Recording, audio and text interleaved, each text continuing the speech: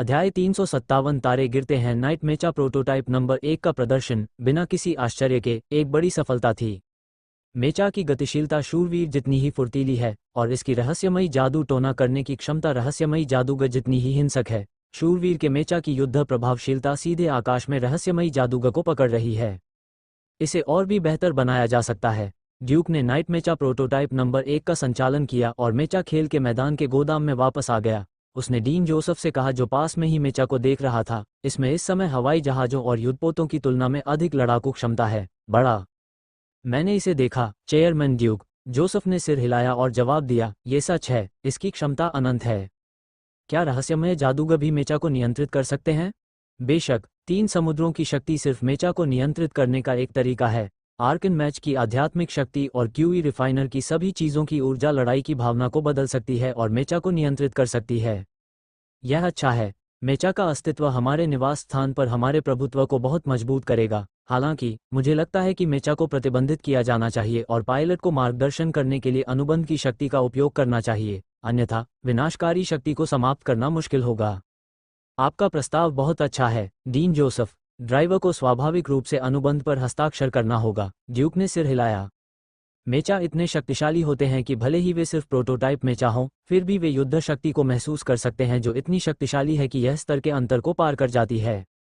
एक साधारण महान शूरवीर जो मेचा चलाता है में आकाश रहस्यमय जादूगर की युद्ध शक्ति होती है, यह अविश्वसनीय है। बेशक, आकाश रहस्यमय जादूगर ने एक निषिद्ध मंत्र प्रणाली बनाई है और मदद के लिए रहस्यमय हथियार हैं जो मेचा की तुलना में बहुत अधिक लचीला है। एकल मुकाबले में स्काई आर्कन मैच द्वारा मेचा को निश्चित रूप से मलबे के ढेर में तोड़ दिया जाएगा।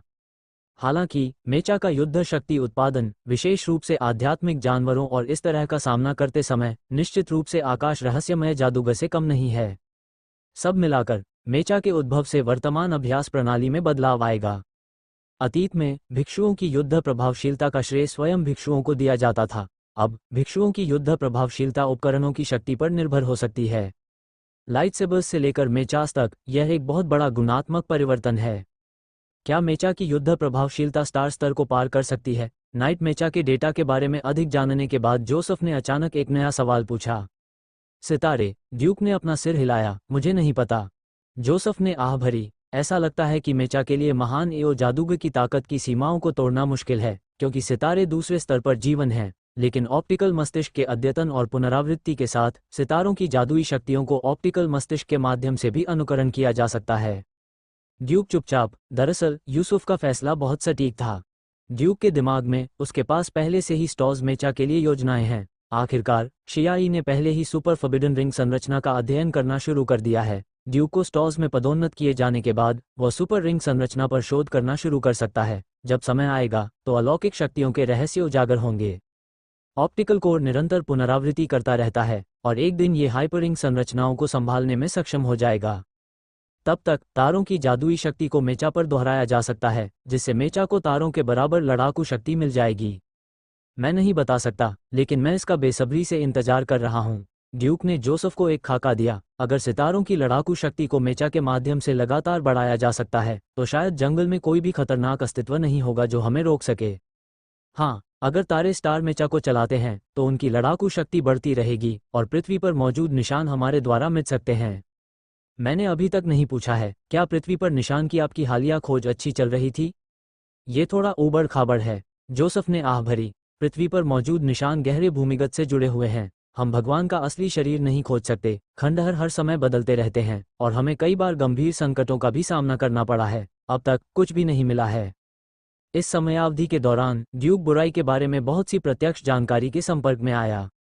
मुझे इस बात की सामान्य समझ है कि सितारे पृथ्वी पर निशान क्यों खोज रहे हैं। देवताओं की आभा को भागने से रोकने की इच्छा के अलावा सबसे बड़ा लाभ यह है कि वे खंडहरों से असाधारण लाभ प्राप्त कर सकते हैं।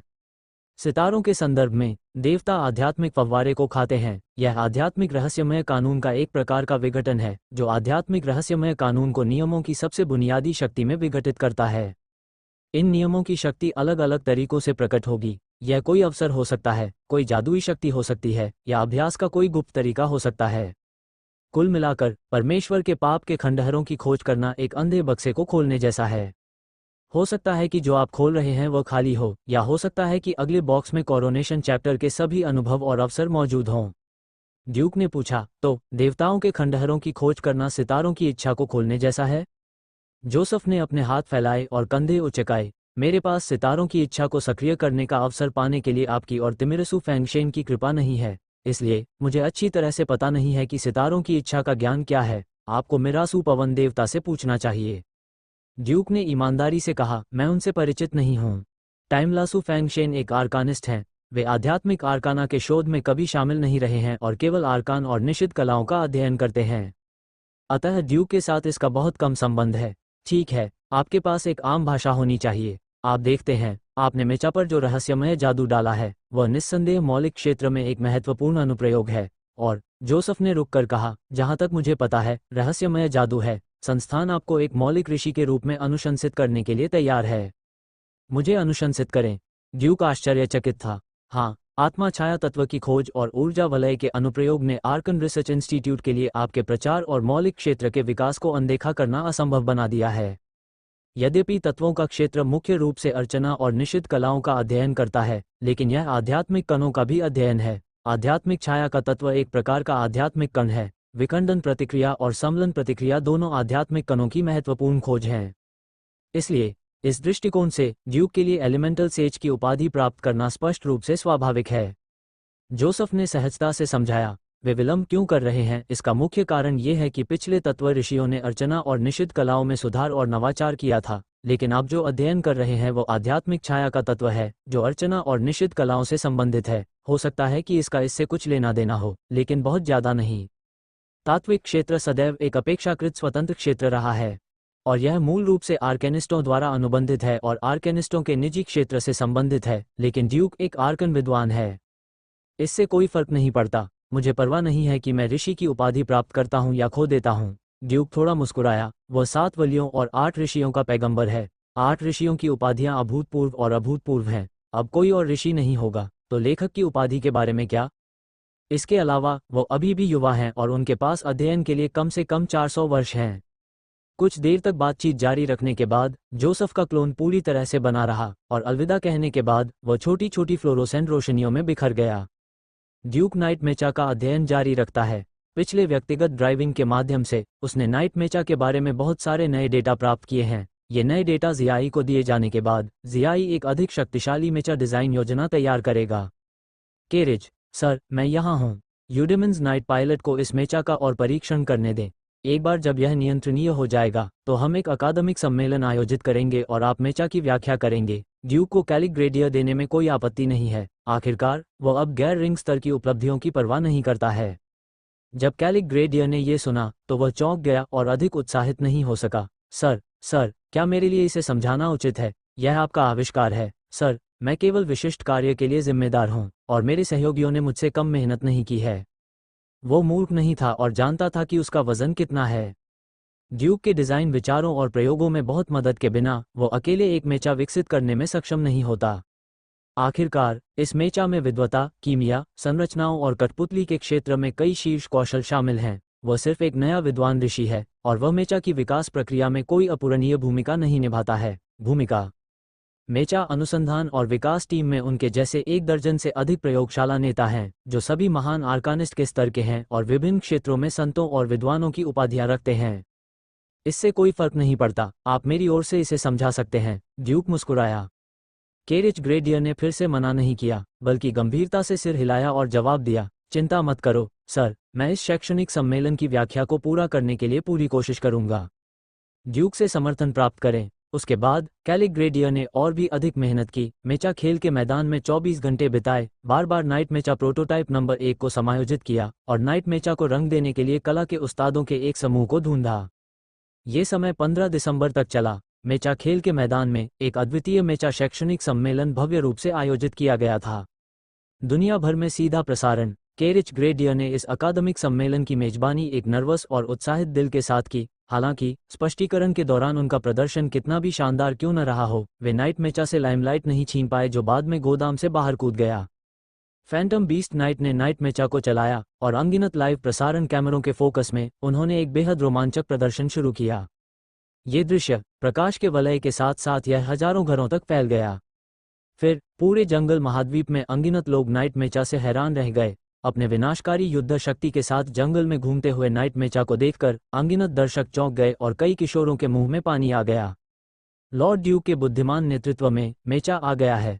नाइट मेचा की वापसी की प्रतीक्षा करते हुए कैलिक ग्रे हिरन मेचा के कंधे पर उड़ गया, शटल के लाइव प्रसारण को देखा और जोर से चिल्लाया, छेद सूक्ष्म आध्यात्मिकता का युग एक नए चरमोत्कर्ष पर पहुंच गया है। ये प्रेस कॉन्फ्रेंस गहन एवं दूरगामी है। यहाँ तक कि 4 महीने पहले भी ड्यूक का एनर्जी रिंग का लाइव प्रसारण इस बार के मेचा लाइव प्रसारण जितना प्रभावशाली नहीं था। कोई अन्य कारण नहीं है। यद्यपि ऊर्जा वलय का प्रभाव दूरगामी होता है, फिर भी सहज अनुभूति प्रबल नहीं होती और बहुत से लोग ऊर्जा वलय का उपयोग भी नहीं समझ पाते। आखिरकार अधिकांश लोगों के लिए स्पिरिट स्टोरेज कार्ड पर्याप्त है और किसी भी शैडो कार्ड खजाने को खरीदने के लिए बहुत अधिक पैसा खर्च करने की आवश्यकता नहीं है। केवल रहस्यमय जादूगर ही ऊर्जा वलय की महानता को सही मायने में समझ सकते हैं और यह भी कि ऊर्जा वलय आध्यात्मिक रहस्यमय जादू में क्या ला सकता है। लेकिन मेचा अलग है। लाइव प्रसारण को देखते हुए दुनिया को नष्ट करने वाले मेचा, यहाँ तक कि बेघर आदमी जो चीथड़े उठाता है वह बहुत बढ़िया चिल्लाएगा। युवा शूरवीरों के दिल और भी अधिक मोहित हो गए। इस जीवन में वे बस एक मेचा को नियंत्रित करने और चारों ओर सवारी करने में सक्षम होना चाहते हैं। समाज का निचला तबका मेचाओं से मोहित है और समाज का ऊपरी तबका भी मेचाओं की शक्ति से हैरान है। मेचा का उदय समाज की संरचना को बदलने वाला है। यदि एक महान शूरवीर मेचा को नियंत्रित कर सकता है और यालों को हरा सकता है, तो फिर हमें मनुष्यों को जंगली महाद्वीप पर विजय प्राप्त करने से और क्या रोक सकता है। 7 टावर्स दिल्ली के स्तंभकार स्काई आर्कन मैच स्लाइम ने लेख में ये भावना व्यक्त की। एक मेचा एक शहर की सुरक्षा कर सकता है। अब से रहस्यमय जादूगर घर पर रह सकते हैं और आध्यात्मिक रहस्यमय जादू का अध्ययन करने पर ध्यान केंद्रित कर सकते हैं। निवास स्थान की रक्षा का काम शूरवीरों पर छोड़ दिया जाएगा। नाइट न्यूज़पेपर के पहले पन्ने की हेडलाइन। क्या मेचा मानव साधना के संतुलन को तोड़ देगा? नाइट मेचा केवल मेचा की पहली पीढ़ी है। भविष्य में कीमियागर मेचा और रहस्यमय जादूगर मेचा होंगे। मेचा की पूरी लोकप्रियता मानव आध्यात्मिकता और रहस्यमय जादू के इतिहास में एक प्रमुख मोड़ होगी। सर्वशक्तिमान ऋषि ड्यूक ने महान कार्य किए हैं जिन्होंने समस्त मानव जाति को स्तब्ध कर दिया है। इसमें कोई अपवाद नहीं है। मेचा पर चर्चा करने वाली खबरें हर जगह हैं और ड्यूक की हमेशा की तरह प्रशंसा की जाती है।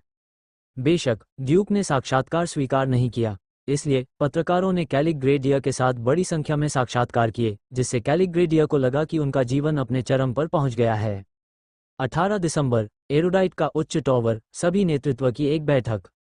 मेडेलोन ग्रोडियोला ने बैठक की अध्यक्षता की तथा एरोडाइट टॉवर की सर्वोच्च समिति के अध्यक्ष के रूप में ड्यूक भी बैठक में शामिल हुए। बैठक में 2 अन्य सितारे भी उपस्थित थे। 11 प्राकृतिक इतिहास संस्थान के निदेशक और बोलागू सर्वोच्च समिति के कार्यकारी उपाध्यक्ष। अध्यक्ष महोदय, सहकर्मियों, मेड्रॉन रोडियोला का चेहरा भावहीन था, जो कि उनका सामान्य अंदाज था। इस बैठक में मेचास पर चर्चा नहीं हो रही है, बल्कि एरोडाइट टॉवर की संरचना पर चर्चा हो रही है। खोखले आध्यात्मिकता युग के आगमन, प्राकृतिक इतिहास के विस्फोट के साथ पांडित्य का टॉवर पूरी क्षमता पर है। बुद्धि का वलय, प्रकाश और सूचना का वलय, ऊर्जा का वलय, ड्यूक द्वारा लाई गई प्रौद्योगिकियों की श्रृंखला, सभी के लिए प्राकृतिक इतिहास के संवर्धन और विकास की आवश्यकता है। इसके अलावा ध्वनि tube train, super optical brain, lightsabers और लाइट शील्ड्स आदि जैसी प्रौद्योगिकियां हैं जिनका अध्ययन करने की आवश्यकता है। एरोडाइट टॉवर के लिए आवश्यक कार्य कुछ दशक पहले की तुलना में सैकड़ों गुना बढ़ गया है। भले ही हम लोगों की भर्ती करना जारी रखें, फिर भी हम इतने सारे कार्यों को हल नहीं कर सकते। एक समय पर एरोडाइट टॉवर के रहस्यमय जादूगर प्रबंधन के पास अभ्यास करने के लिए पर्याप्त समय भी नहीं था। यह जरूरी है कि ज्ञान के टॉवर से बड़ी संख्या में तुच्छ कार्यों को समाप्त किया जाना चाहिए। मेड्रॉन रोडियोला ने ड्यूक की ओर देखा। मैंने मन ही मन सोचा कि यह सारी परेशानी ड्यूक के कारण ही आई है। फिर उन्होंने शांतिपूर्वक कहा, इसलिए मेरा प्रस्ताव है कि एरोडाइट टॉवर जादुई आत्मा टॉवर की तरह हो, जिसके बाहर एक शूरवीर मठ स्थापित हो जो इसके कार्यों को साझा करे। मास्टर चेयरमैन, सभी, मैं इस अवसर पर कुछ कहना चाहूंगा। बोलागू ने अपना गला साफ किया और तुरंत कहा, सुप्रीम कमेटी काम को साझा करने के लिए एक नया संगठन भी स्थापित करेगी। अब 12 क्षेत्रों से नई रिपोर्टें, बहुत सारे आविष्कार और बहुत सारी चीजें हैं जिन्हें व्यस्त रखना है। ये सुनकर ड्यूक ने सिर हिलाया और कहा, तो फिर इस पर चर्चा करते हैं। समय बदल गया है और एरोडाइट टॉवर को भी इसी तरह के सुधारों की आवश्यकता है। सभी ने एक के बाद एक बोलते हुए इस बात पर चर्चा की कि एरोडाइट टॉवर और सुप्रीम कमेटी के कार्यों को साझा करने के लिए एक नया संगठन कैसे स्थापित किया जाए। मैजिक स्पिरिट टॉवर की स्थापना के बाद, क्योंकि बहुत सारे शूरवीर और आध्यात्मिक दूत थे और रहस्यमय जादूगर अभिमानी थे, वे शूरवीरों और आध्यात्मिक दूतों को काम करने के लिए टॉवर में प्रवेश करने की अनुमति नहीं देना चाहते थे। इसलिए उन्होंने बस एक शूरवीर मठ और बाहर एक प्रकृति गिल्ड की स्थापना की, शूरवीरों और आध्यात्मिक दूतों का प्रबंधन करें। नाइट मठ कम से कम सितारों के अधिकार क्षेत्र में है। विभिन्न स्थानों पर नाइट मठ मैजिक स्पिरिट टॉवर और नाइट मठ के दोहरे अधिकार क्षेत्र के अधीन है। और स्वाभाविक रूप से, भले ही यह मैजिक स्पिरिट टॉवर की एक सहायक कंपनी है, फिर भी इसमें कोई स्टार प्रबंधन नहीं है। या तो नामांकन का विस्तार करें या अलग अलग संस्थान बनाएं। मेरे प्रभु, मेरी राय में टॉवर में बहुत सारे लिंगशी आर्काना जादूगर हैं, इसलिए हम टॉवर में सभी लिंगशी आर्काना जादूगरों को भेज सकते हैं और विद्वान क्षेत्र में विविध मामलों का प्रबंधन करने के लिए 2 संगठन स्थापित कर सकते हैं। निर्देशक लैम्बर्टन, जो एक आकाशीय रहस्यमय जादूगर हैं, ने सुझाव दिया कि वे आध्यात्मिक रहस्यमय जादूगर के बारे में अधिक नहीं सोचते हैं। हालांकि इस कदम को हर किसी ने मान्यता नहीं दी और ड्यूक ने उसे डांटा भी। लिंगशी अर्चना मैच भी पृथ्वी अर्चना मैच है, हम उसके साथ अलग व्यवहार कैसे कर सकते हैं? लैम्बर्टन तुरंत शर्म से लाल हो गया, क्योंकि उसे पता था कि उसने ड्यूक को नाराज कर दिया होगा। जैसा कि हम सभी जानते हैं, सभी लिंग्जियन जादूगरों को ड्यूक के प्रति अपना आभार व्यक्त करना होगा और उन्हें ड्यूक का सबसे प्रत्यक्ष समर्थक माना जा सकता है। लिंगसी अरकाना जादूगर के प्रति उसके तिरस्कार का अर्थ यह नहीं है कि वह ड्यूक द्वारा आविष्कृत लिंगसी रिंग को खारिज करता है। सौभाग्य से, दशकों की दोस्ती के बाद, लैम्पटन ड्यूक के चरित्र को जानता था और एक लापरवाह टिप्पणी के कारण उससे नाराज नहीं होता था। प्राकृतिक इतिहास संस्थान कुछ कार्यों को साझा कर सकता है, एलेन ने कहा। तो फिर विस्तार करते हैं। भविष्य में कुछ पारंपरिक प्राकृतिक इतिहास आविष्कारों को समीक्षा के लिए प्राकृतिक इतिहास संस्थान को सौंप दिया जाएगा और सर्वोच्च समिति को मुक्त कर दिया जाएगा। ड्यूक ने अंतिम निर्णय लिया। प्राकृतिक इतिहास संस्थान को ऑस्ट्रियाई इतिहास के संग्रहालय में अपग्रेड किया जा सकता है और प्राकृतिक इतिहास संग्रहालय विभिन्न स्थानों पर बनाया जा सकता है। प्राकृतिक इतिहास के अध्ययन में सहायता करें। कुछ देर रुकने के बाद ड्यूक ने आगे कहा, इसके अलावा एरोडाइट टॉवर के बाहर एक नया आर्कन टेक्नोलॉजी इंस्टीट्यूट है, जो आध्यात्मिक आर्केना की नई तकनीक को बढ़ावा देने के लिए जिम्मेदार है। बोरागू, क्या आप आर्कन टेक्नोलॉजी इंस्टीट्यूट के डीन के रूप में काम करने के लिए तैयार हैं? मैं करता हूं। क्या किसी और की कोई राय है? नहीं। ड्यूक के त्वरित और आसान दृष्टिकोण के तहत एरोडाइट टॉवर ने अपना सुधार पूरी तरह से पूरा कर लिया है। इसके ऊपरी स्तर पर सुप्रीम कमेटी है और निचले स्तर पर ऑस्ट्रियन आर्ट म्यूजियम और Austrian art institute of technology है। फिर इसे चर्चा के लिए स्टॉस कॉन्फ्रेंस में भेजा गया और इसे तुरंत मंजूरी दे दी गई और सिस्टम सुधार आधिकारिक तौर पर शुरू हो गया।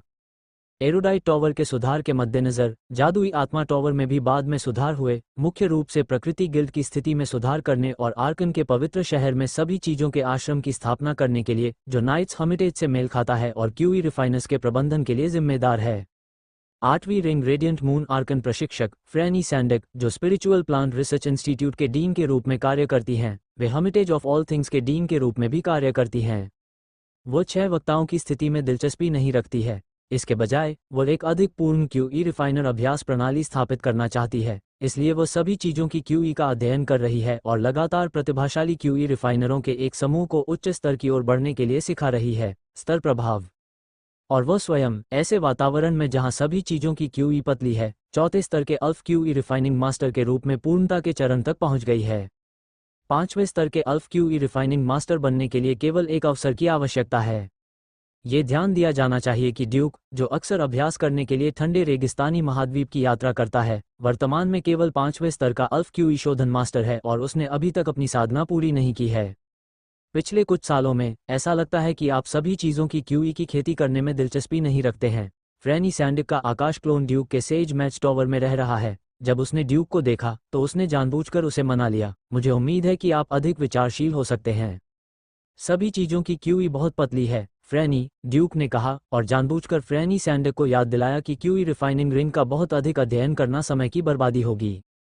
हालांकि यह पतला है, क्या आपने यह नहीं देखा कि सभी चीजों की ऊर्जा की एकाग्रता ऊपर की ओर बढ़ रही है? मैंने विभिन्न स्थानों का दौरा किया है और प्राचीन काल की छायाओं पर शोध किया है। मैंने पाया कि अब सभी चीजों की ऊर्जा की एकाग्रता कम से कम तोरी नो सोरा युग की तुलना में अधिक है, 2 गुनी अधिक।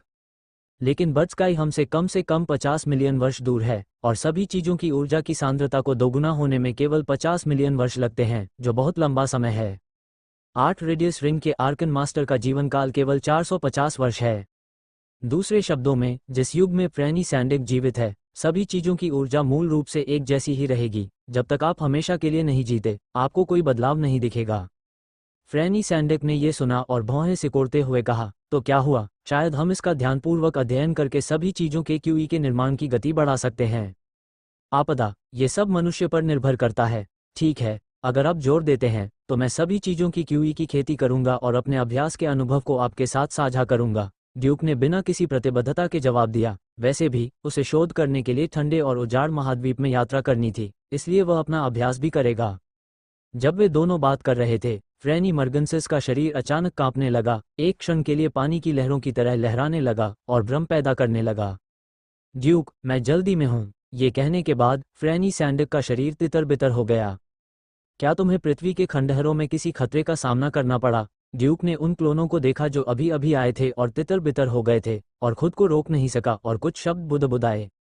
लेकिन मैंने इसे दिल पर नहीं लिया। ये सामान्य बात है कि जब वास्तविक शरीर के साथ कुछ घटित होता है तो क्लोन का काम बाधित हो जाता है। बहरहाल, एक रात बीत गई और अगले दिन उन्हें खबर मिली कि थिरसस के नेतृत्व वाले 18 तारे खतरे में हो सकते हैं। सितारे सम्मेलन कक्ष में जियानलुका जाम्ब्रोटा ने गहरी भौहें सिकोड़ी। पिछली रात से सेल्सियस और अन्य लोग संपर्क करने में असमर्थ हैं। दल से सर्वसम्मति से पुष्टि के बाद सभी 18 सितारे और प्रतिकृति रिंग ट्रांसमिशन विफल हो गए हैं। दूसरे शब्दों में, वहां एक स्थिति है।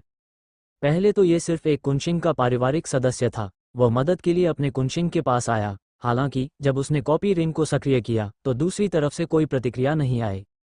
क्यूनशिन के परिवार के सदस्यों को भी इसकी परवाह नहीं थी। उन्हें लगा कि क्यूनशिन को किसी कारण से देरी हो रही है।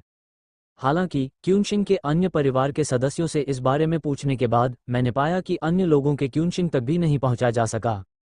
तब पता चला कि सभी 18 तारों का संपर्क टूट चुका था। ड्यूक, आप पृथ्वी के निशान वाले क्षेत्र के सबसे करीब हैं। आप सबसे पहले लोगों को युद्धपोत स्टेशन पर कुछ स्थितियों की जांच करने के लिए भेजें, जम्ब्रोटा ने कहा। चिंता मत करो, मैं खुद वहां जाऊंगा। ड्यूक ने क्लोन को आकाश में फैला दिया। महासागर क्लोन को उकसाया, सीधे निषिद्ध जादू के हाथ को प्रकट किया। 7 रिंग निषिद्ध जादू, लंबी हवा, 10,000 मील डाला और कुछ ही कदमों में युद्धपोत स्टेशन पर पहुंचे।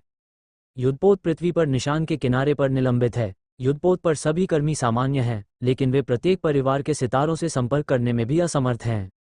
दिन से रात तक, पूरे दिन के बाद भी मैं उनसे संपर्क नहीं कर सका। हमें बस फंस जाना चाहिए। चलो इंतजार करते हैं। जियानलुका जाम्ब्रोटा ने अगले दिन सितारों की सभा में सभी को आश्वस्त किया, जब तारे गिरते हैं तो दुनिया और पृथ्वी दुखी होती है। ड्यूक डुओ ने पृथ्वी पर निशान के आसपास खगोलीय घटनाओं की निगरानी के लिए लोगों को भेजा। सितारों की दूसरी टीम तुरंत पृथ्वी पर निशान की जांच करने के लिए रवाना हुई। मूलतः सितारों को 3 टीमों में विभाजित किया गया था, एक टीम दूसरे के बाद आती थी। अब हम सिर्फ प्रतिस्थापन समय को आगे बढ़ाते हैं। यदि सेल्सियस और अन्य सुरक्षित रूप से वापस लौटते हैं तो हर कोई स्वाभाविक रूप से खुश होगा। यदि सेल्सियस और अन्य के बारे में अभी भी कोई खबर नहीं है तो सितारे बचाव अभियान शुरू करेंगे और सितारों को मरने नहीं देना चाहिए। अन्यथा ये 7 टावर्स फेडरेशन की स्थापना के बाद से सबसे दुखद दुर्घटना होगी। सब ठीक रहेगा, टीम का नेतृत्व करने वाले तिमिरसु फैंगशेन ने शांति से कहा। पृथ्वी पर निशानों की खोज करते समय परेशान होना आम बात है। सभी लोग कृपया आराम से काम करें और कोई परेशानी न करें। जियानलुका जाम्ब्रोटा ने चेतावनी दी, फिर भी सावधान रहें। फेडरेशन में कुल 55 सितारे हैं। सेल्सियस और अन्य फंस गए हैं और 1/3 सितारे खो गए हैं। अगर तिमिरसु फैंगशेन टीम का नेतृत्व करते हैं तो 1/3 सितारे फिर से खो जाएंगे। 7 टावर्स फेडरेशन खत्म हो गया है और शेष 18 सितारे इसे सहारा देने के लिए पर्याप्त नहीं हैं। मैं उन्हें सुरक्षित वापस लाऊंगा, तिमिलासु पवन देवता ने जवाब दिया। तुरंत 17 सितारों का नेतृत्व किया, जादुई शक्तियों का इस्तेमाल किया और तेजी से एक महान आंदोलन में आगे बढ़े, सीधे कुहाई शहर के पश्चिम की ओर बढ़ गए। ड्यूक, जम्ब्रोटा ने फिर ड्यूक की ओर देखा। महामहिम अध्यक्ष महोदय, आपके आदेश क्या हैं? आपको अपने असली शरीर के साथ पृथ्वी के निशान पर नहीं जाना चाहिए। आप केवल एक क्लोन के रूप में जा सकते हैं ताकि 2 स्थानों के बीच समाचार पहुंचा सकें। अच्छा, अगर जम्ब्रोटा ने उसे चेतावनी नहीं दी होती तो भी ड्यूक वहां व्यक्तिगत रूप से नहीं जाता। थिरसस जैसे सितारे भी गिर सकते थे, उसे तो छोड़ ही दीजिए। दैवी बुराई से निपटते समय आप कभी भी अधिक सावधान नहीं हो सकते। क्लोनों को तितर बितर करके और अपनी चेतना को अपने असली शरीर में वापस लाकर ड्यूक ने खिड़की के बाहर के दृश्य को देखा और सोचने लगा, यहाँ तक कि तारे भी गिर गए हैं, जिनमें 3-8 रिंग चमकते चंद्रमा रहस्यमय प्रशिक्षक भी शामिल हैं। देवताओं के खंडहरों का खतरा क्या है, इतना बड़ा? इस पल वह सितारों की श्रेणी में पदोन्नत होने के लिए और भी अधिक उत्सुक है। अध्याय 358 विपत्ति आती है। तारों के गिरने की खबर केवल तारों के मिलने वालों के बीच ही फैली थी और बाहर सब कुछ सामान्य था। हालांकि जो लोग रुचि रखते हैं वे अभी भी सेवन टावर्स फेडरेशन के उच्च स्तरीय संचालन की थोड़ी अराजक स्थिति से कुछ असामान्य संकेतों का पता लगा सकते हैं। आखिरकार 18 खोए हुए सितारे अब अपने क्लोनों के माध्यम से सरकारी मामलों को संभालने के लिए नहीं आए जिन्हें उन्हें संभालना था। विशेषकर सेल्सियस, जो कि अध्यक्ष थे, कई दिनों तक नहीं आए, इसलिए जियानलुका जाम्ब्रोटा को एक बार फिर अध्यक्ष के रूप में कार्य करना पड़ा। लेकिन सौभाग्य से, हालांकि सितारे विभिन्न क्षेत्रों में बातूनी हैं, जो लोग वास्तव में चीजें करते हैं वे साधारण रहस्यमय जादूगर होने चाहिए। तारे कुछ देर के लिए गायब हो गए और 7 सबसे ऊंची मीनारों को क्षतिग्रस्त नहीं किया जा सका। अभी तक तिमिरसु फैंगशेन और उनकी टीम खंडहर में फंसे 18 सितारों को नहीं खोज पाई है। हालांकि पृथ्वी पर निशान के स्थान पर खगोलीय घटनाएं सामान्य हैं, जाहिर है कि वे खतरे में नहीं हैं। शेष सितारे मन की स्थिर स्थिति में हैं। उनमें से प्रत्येक को अधिक कार्य बांटना चाहिए तथा सेवन टावर्स फेडरेशन को व्यवस्थित तरीके से बनाए रखना चाहिए। ड्यूक अभी भी मेचा और गुप्त संदेशों की अंगूठी पर शोध कर रहा है, जिसमें अभी तक कोई बड़ी सफलता नहीं मिली है, जिससे गुफा आध्यात्मिकता के युग का विस्फोट हो सकता है। इससे पहले कि आपको पता चले, चीनी नववर्ष आ गया है। समय बहुत तेजी से उड़ता है और इससे पहले कि मैं जान पाता, मैं पहले ही 43 साल का हो चुका था। ड्यूक ने व्यस्त रहते हुए सर्दियों की बर्फ उड़ाते हुए आह भरी। नववर्ष का दिन पूरे वाइल्डनेस महाद्वीप के लोगों के लिए सबसे भव्य त्योहार है। ऐसा कहा जाता है कि जब मनुष्य अभी भी उस द्वीप पर थे जहां से शूरवीर आए थे, तो यह एक ऐसे उत्सव का दिन था जब वे छोटी नावों में सवार होकर समुद्र पार कर जंगली महाद्वीप में बसने आए थे। तब से नववर्ष उत्सव नए साल की शुरुआत और सभी चीजों के नवीनीकरण का प्रतिनिधित्व करता है। प्रिय, तुम किस बारे में सोच रहे हो? केलिया फ्यूरी की आवाज ने ड्यूक को उसकी भावनाओं से बाहर निकाला। वह ड्यूक से 1 साल बड़ी थी और इस साल वह पहले से ही 44 साल की हो चुकी थी। हालांकि वर्षों ने उसके चेहरे पर कोई निशान नहीं छोड़ा है और वह अभी भी उतनी ही सुंदर है जितनी कि जब उसने उसे 18 साल की उम्र में पहली बार देखा था। अब वह लेवल 2 की रहस्यमय जादूगरनी है। भले ही वो आगे बढ़ना बंद कर दे, फिर भी उसके पास जीने के लिए 100 से ज्यादा साल हैं। कुछ नहीं, मैं बस कुछ आध्यात्मिक और रहस्यमयी मामलों के बारे में सोच रहा था। ड्यूक ने अपना हाथ बढ़ाया और काइलिया को अपनी बाहों में ले लिया। इस साल तुम निश्चित रूप से 1 सप्ताह की छुट्टी लोगी और ड्रीमवर्क्स और सेवन टावर्स लाइट विजन को अनदेखा करोगी। स्टेशन का क्या हुआ? ये तय हो गया है। विन्ना फायरलाइट मेरे लिए सेवन टावर्स वेधशाला की देखभाल करेगी और ड्रीमवर्क्स के लिए मैं सिजली हरिकेन को इसे मेरे लिए प्रबंधित करने दूंगा। ठीक है, चलो इस सप्ताह हम सब मिलकर मौज मस्ती करें और सारा काम एक तरफ रख दें। अरे, भ्रमित होने का नाटक मत करो क्योंकि तुम समझ गए हो। ये कैसे हो सकता है? ड्यूक ने हंसकर कहा। वह जानता था कि काइलिया फ्यूरियस ने छुट्टी क्यों ली और उसके साथ 1 सप्ताह क्यों बिताया। कारण सरल था, बच्चा पैदा करने का समय आ गया था। ड्यूक की अब भी 5 पत्नियां हैं, लेकिन कई विश्वासपात्र हैं जो खुद को उसकी बाहों में झोंक चुके हैं। भले ही कोई हमशक्ल हो, लेकिन यह अपरिहार्य है कि वे सभी एक साथ होंगे।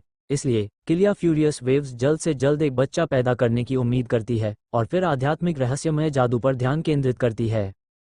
तो क्या तुमने अभी तक फैसला कर लिया है? किलिया फ्यूरियस वेव्स ने ड्यूक की ओर आंखें घुमाईं। ये तय हो गया है।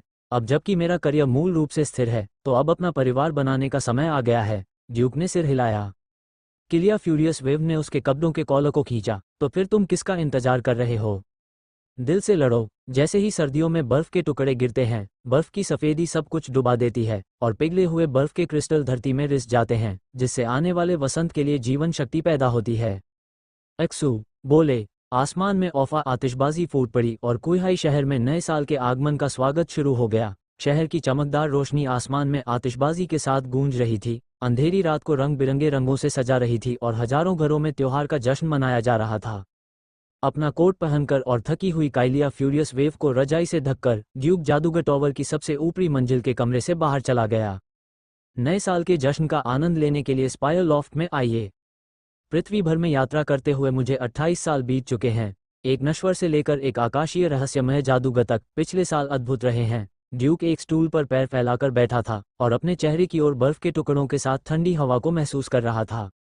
लड़ाई ऊर्जा का उपयोग करने की कोई आवश्यकता नहीं है। महान एओ जादूगर की आध्यात्मिक कर्ण आभा शरीर से सभी ठंड को दूर रख सकती है।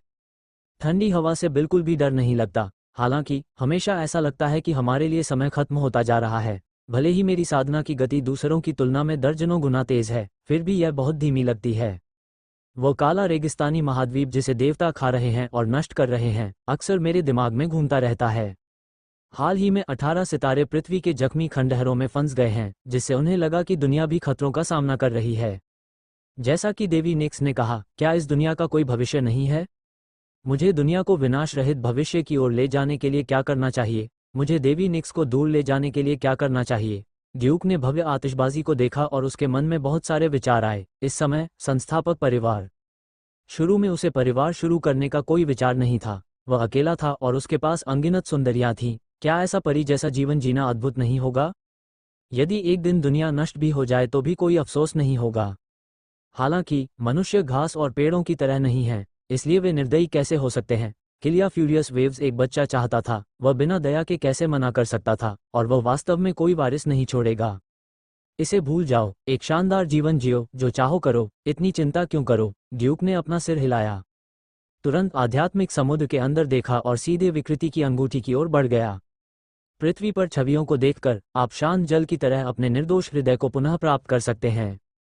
इसके अलावा मैं पहले से ही ऋषि समय में था, इसलिए मैं जल्दी से शांत हो गया और हवा और बर्फ में विशेष ध्यान विधि का अभ्यास करना शुरू कर दिया।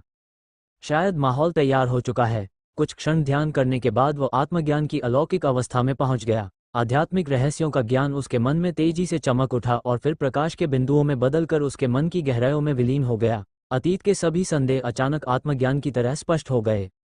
आध्यात्मिक केंद्र में छठे वलय का पैटर्न उबलते हुए आध्यात्मिक कणों को तेजी से आकर्षित करता है, जो एक भंवर की तरह एकत्र होते हैं और जटिल ऊर्जा रेखाओं की रूपरेखा बनाते हैं। लंबे समय तक रात पहले ही गहरी हो चुकी थी और कुहाई शहर में नए साल की पूर्व संध्या की शोरगुल भरी गतिविधियां गायब हो चुकी थीं। वह अंततः अपने आत्मज्ञान की अवस्था से गिर गया। ड्यूक ने मुस्कुराते हुए कहा, मेरी सभी इच्छाएं पूरी हो गई हैं। अकेले इस आत्मज्ञान ने मेरे छठे स्तर के अभ्यास की प्रगति में पूरे 5% का सुधार किया है। पिछले 1.5 साल में उन्होंने अभ्यास के छठे स्तर में लगभग 15% प्रगति की थी, लेकिन अब एक ज्ञानोदय ने उनकी प्रगति में 5% का सुधार किया है, जो ये कहने के बराबर है कि एक अभ्यास आधे साल के अभ्यास से कम है। बस कुछ और बार और मैं कुछ ही समय में सितारों को मारने में सक्षम हो जाऊंगा। ड्यूक ने अपनी गंजे ठोड़ी को छुआ, अचानक प्रेरित होकर। इस एपिफानी का कारण इस तथ्य से संबंधित प्रतीत होता है कि मैं ऋषि समय में हूँ, इसलिए मैं आसानी से ईथर अवस्था में प्रवेश कर सकता हूँ। इस पर विचार करें। उन्होंने तुरंत ही मन निर्णय लिया। भविष्य में ऋषिगण अब और लेट नहीं सकते। जब आवश्यकता हो तब अभ्यास करें तथा प्रत्येक अवसर का लाभ उठाएं। ये सोचते हुए उसकी आंखें लापरवाही से दूर की ओर घूम गईं और वह अंधेरी रात के आकाश में अपनी उंगलियां नहीं देख सका। हालांकि दूरी पर अंधेरे स्थान में एक काली वस्तु थी जो रात से लगभग अप्रभेद्य थी, जिसका आकार धुएं जैसा था और वह बहुत तेज गति से चल रही थी। चेतावनी, 15 डिग्री उत्तर उत्तर पूर्व में एक डूबते शैतान की आभा तेजी से आ रही है। जियाई ने पहले ही डूक्यू होलोग्राफिक स्क्रीन पर चेतावनी दे दी थी और डूबते शैतान का प्रतिनिधित्व करने वाले काले बिंदु 3D मानचित्र पर तेजी से गुजर रहे थे। ओकटूथ माउंटेन पर आ रहा है। डूबता हुआ शैतान। ड्यूक अचानक खड़ा हुआ और सीटी बजाने लगा। दहाड़, ड्रैगन गार्डन में बख्तरबंद नेवला ड्रैगन जानवर, जो गहरी नींद में सो रहा था, अचानक जाग उठा और फिर अपने पंख फड़फड़ाते हुए जादूगर टॉवर के शीर्ष पर उड़ गया। ड्यूक पलटा और जियाओ कबूतों की पीठ पर सवार हो गया। चलो चलें। एक व्यक्ति और एक ड्रैगन का मन एक जैसा था और डूबते दानव के ओकटूथ पर्वत के पास आने का इंतजार किए बिना वे उस दिशा की ओर बढ़ गए जिस दिशा में डूबता दानव उड़ रहा था। पहल करना। पवित्र शहर ओफा में सूर्य पूर्व दिशा में उगता है। जियानलुका जाम्ब्रोटा, जो बहुत कम सोए थे, जल्दी उठ गए थे और अपने क्रिस्टल पैलेस में थे, अपने सामने मछली के टैंक पर पूरा ध्यान दे रहे थे। यह मछली टैंक एक असली मछली टैंक नहीं था, बल्कि वेल सॉन्ग मिरर झील से जुड़ा एक दृश्य था जो देखने के परिदृश्य जैसा था। विभिन्न प्रकार के चारा खिलाकर जम्ब्रोटा अपने मछली टैंक में वेल मिरर झील की कई मछलियां देख सकता है, यहाँ तक कि 9 रिंग वाला यासोरस जिंगू सीटियोसॉरस भी। क्योंकि मछली का टैंक काफी बड़ा है और चारा काफी स्वादिष्ट है, यहाँ तक कि मिरर लेक वेलसॉरस भी इसकी ओर आकर्षित होने से बच नहीं सकता। सिर ऊंचा रखो। जम्ब्रोटा द्वारा गिराए गए विशेष चारे के साथ अजीबोगरीब ध्वनि विशेष रूप से निर्मित पारदर्शी आध्यात्मिक सामग्री में प्रवेश कर गई और क्रिस्टल पैलेस में प्रवेश कर गई। शाओकिंग, एक बहुत बड़ा जीव मछली के टैंक में आराम से तैर रहा था। उसका शरीर वेल की तरह चिकना था और उसकी पीठ पर चिकनी नीली त्वचा थी जिस पर चमकीले धब्बे थे, जैसे रात के आसमान में चमकते सितारे। खाया। जम्ब्रोटा ने अवलोकन कक्ष में एक एक करके लाइटें बंद कर दी और फिर मछली टैंक में असली तारों की रोशनी उभरी, जो मिरर लेक वेल ड्रैगन की तारों की रोशनी थी। सिर ऊंचा रखो। एक पुराने दोस्त की तरह जिंगू सीटियोसॉरस को चारा खाने की कोई जल्दी नहीं थी। इसके बजाय वो मछली टैंक के सामने तैर गया और अपनी छोटी आंखों से जियानलुका ज़ाम्ब्रोटा को देखा।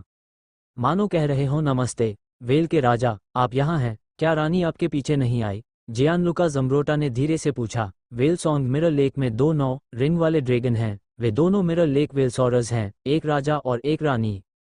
वेल राजा को यह नहीं पता था कि वह जियानलुका ज़ाम्ब्रोटा की बात समझ पाया या नहीं। वो मछली के टैंक के चारों ओर घूमता रहा और आराम से चारा खाता रहा। ज़ाम्ब्रोटा ने दूसरे पक्ष को परेशान नहीं किया और चुपचाप देखता रहा। फिर उसने धीरे से प्रशंसा की, क्या अद्भुत प्राणी है। दुनिया में अनगिनत ड्रैगन हैं, लेकिन केवल मिरर लेक सीटियोज़ॉरस ही एक गीत जितना सुंदर है।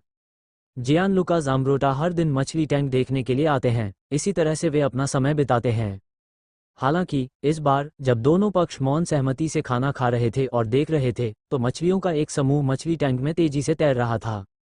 हालांकि मिरर लेक सीटियोज़ॉरस का स्वभाव नम्र है, फिर भी यह एक सबसॉरस है। ड्रैगन की शक्ति इतनी भयावह है कि साधारण तैरने वाली मछली, यहाँ तक कि 7वें और 8वें स्तर के ड्रैगन जानवर भी अपनी इच्छा से जिंगू वेल ड्रैगन के पास जाने की हिम्मत नहीं कर सकते। इसलिए जैसे ही मछलियों का ये समूह दिखाई दिया, जिंगू वेलसॉरस ने धीमी आवाज में मछली को चेतावनी दी कि वे जल्दी से तैरकर दूर चले जाएं। अपनी पत्नी, बच्चों और अपने कबीले के सदस्यों को छोड़कर वेलसॉन्ग मिरर झील में वेल किंग के पास किसी भी प्राणी को आने की अनुमति नहीं है, जब तक कि वो भोजन के लिए न हो। लेकिन मछली राजा वेल से डरी नहीं और फिर भी तेजी से तैरने लगी। पलक झपकते ही वो मछली टैंक के किनारे पर पहुंच गई और बिना गति धीमी किए मछली टैंक के किनारे से टकरा गई। कितना बहादुर! जियानलुका ज़ाम्ब्रोटा, जो वेल के राजा का निरीक्षण कर रहे थे, उनके चेहरे पर ठंडक थी। आप कितने बहादुर हैं! आप मेरे सामने आने की हिम्मत कैसे कर सकते हैं, जबकि आप झील के तल पर नहीं रहते हैं? बिना किसी अनावश्यक हलचल के ज़ाम्ब्रोटा के सिर के ऊपर और पूरे क्रिस्टल पैलेस के ऊपर आसमान में एक विशाल अर्धचंद्राकार चांद खिल गया। प्रकाश दीवारों की परतों को भेदता हुआ नीचे की ओर चांदनी फैला रहा था और अवलोकन कक्ष के चारों ओर चांदनी वाला क्षेत्र चमक रहा था। उसका शरीर भी तुरंत धुंधले चांदनी वस्त्रों में बदल गया, जिससे वह किसी दूसरी दुनिया से आए अमर प्राणी जैसा प्रतीत होने लगा। सारे परिवर्तन एक पल में घटित होते हैं। खाया विशेष आध्यात्मिक सामग्रियों से बनी पारदर्शी मछली टैंक की दीवार, जिसे मूल रूप से 6 रिंग यौगिक आर्काना द्वारा भी नहीं तोड़ा जा सका था, मछलियों के इस समूह के प्रभाव से बिखर गई। आंग वेल राजा ने अपने शरीर को घुमाया और अपनी पूंछ को उस मछली पर जोर से मारा जिसने उसके भोजन में बाधा डाली थी। लेकिन मछलियों के समूह के मछली टैंक में दुर्घटनाग्रस्त होने के बाद उनके शरीर से तेजी से काला धुआं निकला और फिर पानी के शक्तिशाली उछाल में काले धुएं में बदल गया, जिससे कई मीटर ऊंची डूबते दानव की आकृतियां रेखांकित हुईं, जिनमें से प्रत्येक में भूत की आंखें थीं। आंग वेल राजा की आंखें एक पल के लिए स्तब्ध रह गईं, फिर उसने चुपचाप अपनी पूंछ पीछे खींच ली, अपने शरीर को जोर से घुमाया और अराजकता में चुपचाप तैर गया। बात बस इतनी सी थी कि एक निश्चित दूरी तय करने से पहले ही वह चांदनी की अदृश्य सीमा से टकरा गया और चाहे जितना भी जोर लगाया जाए, वह बाहर नहीं निकल सका। मैं केवल चांदनी की सीमा में उत्सुकता से तैर सकता हूँ, इस उम्मीद में कि बाहर निकलने के लिए कोई रास्ता मिल जाए। धमाका! मछलीघर टूटने से व्यूइंग रूम में पानी भर गया, लेकिन क्रिस्टल पैलेस स्थिर रहा। जब दरवाजा गिरा तो पानी का बहाव व्यूइंग रूम तक ही सीमित हो गया।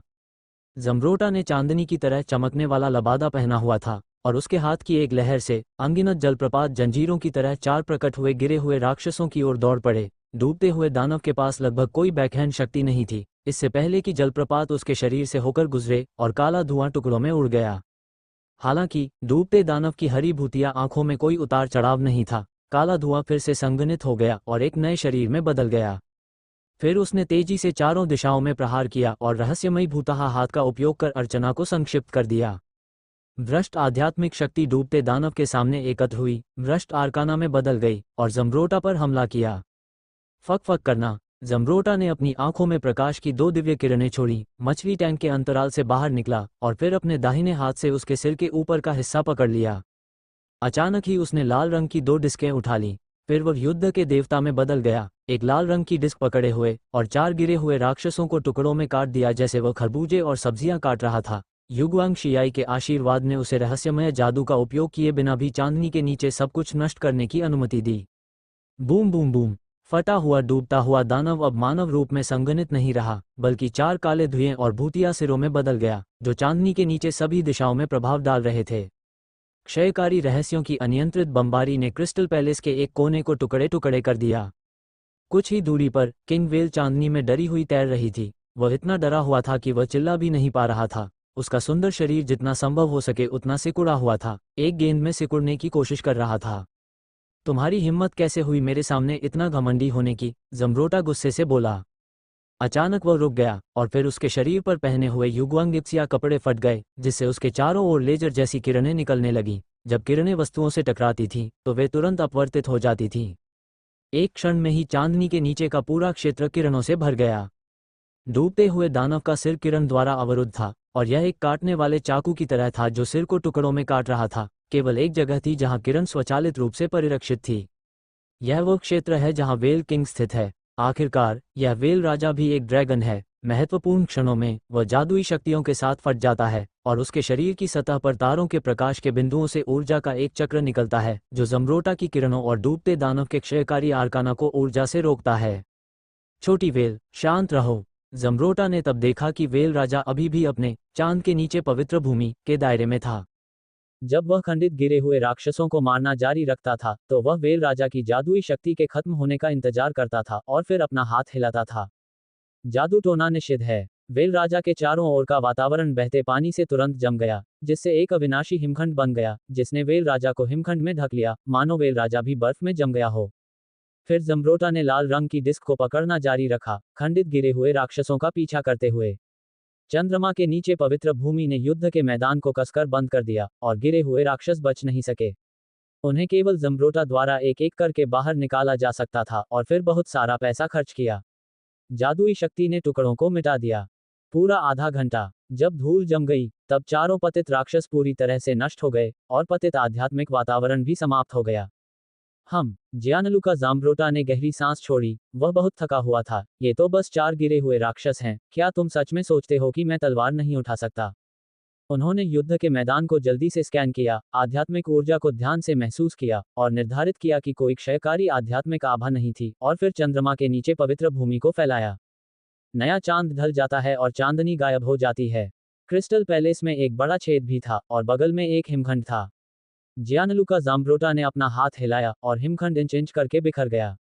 बर्फ में जमे हुए वेल राजा ने भयभीत होकर जियानलुका ज़म्ब्रोटा की ओर देखा, फिर कृतज्ञता की चीख निकाली, जल्दी से अपनी पूंछ को झटक दिया और वेल मिरर झील की गहराई की ओर तैर गया, जैसे कि वो बचकर भाग रहा हो। ये छोटी वेल। जियानलुका ज़म्ब्रोटा हंसा। वो कुछ सेकंड के लिए मुस्कुराया, फिर उसकी मुस्कान फीकी पड़ गई और उसकी भौहें सिकुड़ गईं। क्या हो रहा है? मैं आधे घंटे से क्रिस्टल पैलेस में लड़ रहा हूँ। मैंने मूनलाइट होली लैंड का भी इस्तेमाल किया, लेकिन कोई भी मेरा समर्थन करने नहीं आया। उसने रहस्यमय प्रक्षेप पथ को मापने के लिए अपनी उंगलियां दबाईं। इस गणना के साथ उसका चेहरा अचानक बदल गया। रहस्यमय जादू का प्रक्षेप पथ गड़बड़ा गया है और कुछ भी मापा नहीं जा सकता है। क्या हो रहा है? कौन मुझे निशाना बना रहा है? शरीर क्रिस्टल पैलेस के गैप से सीधे वेल सॉन्ग मिरर झील में जा गिरा और फिर झील से ऊपर आ गया। विचार प्रवाहित होते हैं। हजारों संभावनाएं पहले से ही मेरे दिमाग में चल रही हैं। नहीं, यह मेरे बारे में नहीं होना चाहिए। ये पश्चिम में पृथ्वी पर मौजूद खंडहरों के बारे में है। इस समय उसने अर्काना के पवित्र शहर को देखा। अर्काना की यह शांत और शांतिपूर्ण आध्यात्मिक पवित्र भूमि पहले से ही अराजकता में थी। आकाश में कई तारे खिलते हुए दिखाई दे रहे थे और शहर के दूसरी तरफ एक नया चांद था। सिर्फ मैं ही नहीं, पीछे छूटे सभी सितारों पर डूबते दानव ने हमला किया था। ये ज़म्ब्रोटा एक पल के लिए स्तब्ध रह गया। उसकी सैकड़ों सालों की याददाश्त में डूबते दानव द्वारा इतने बड़े पैमाने पर हमला कभी नहीं हुआ। बड़ी समस्या है। हाथ की एक लहर। हम पहले से ही आर्कन के पवित्र शहर के ऊपर मंडरा रहे थे। हमने गश्ती शूरवीरों के जोड़े को शहर के चारों ओर घूमते देखा और आर्कन जादूगरों को चिल्लाते हुए दौड़ते हुए देखा। ज़म्ब्रोटा अचानक चिल्लाया, सभी लोग काम पर वापस जाओ। फिर बिना पीछे देखे वो उस स्थान की ओर दौड़ा जहां अर्धचंद्र खिल रहा था, जो सारिलंग के क्रिस्टल पैलेस का स्थान था। जाहिर है सारिलंग डूबते दानव के हमले से निपट रहा था। दरवाजा खोलो, यह मैं हूँ, जियानलुका ज़म्ब्रोटा। जियानलुका ज़म्ब्रोटा ने फिर चिल्लाया और चांदनी के किनारे की ओर उड़ गया।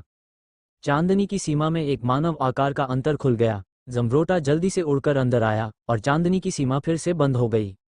जल्दी करो और मुझे इन कमीनों से छुटकारा दिलाने में मदद करो। सारिलांग हाँफते हुए उड़ गया, तुम गिरे हुए राक्षसों की कमीनी मुझे बूढ़ा और असहाय बना रही हो।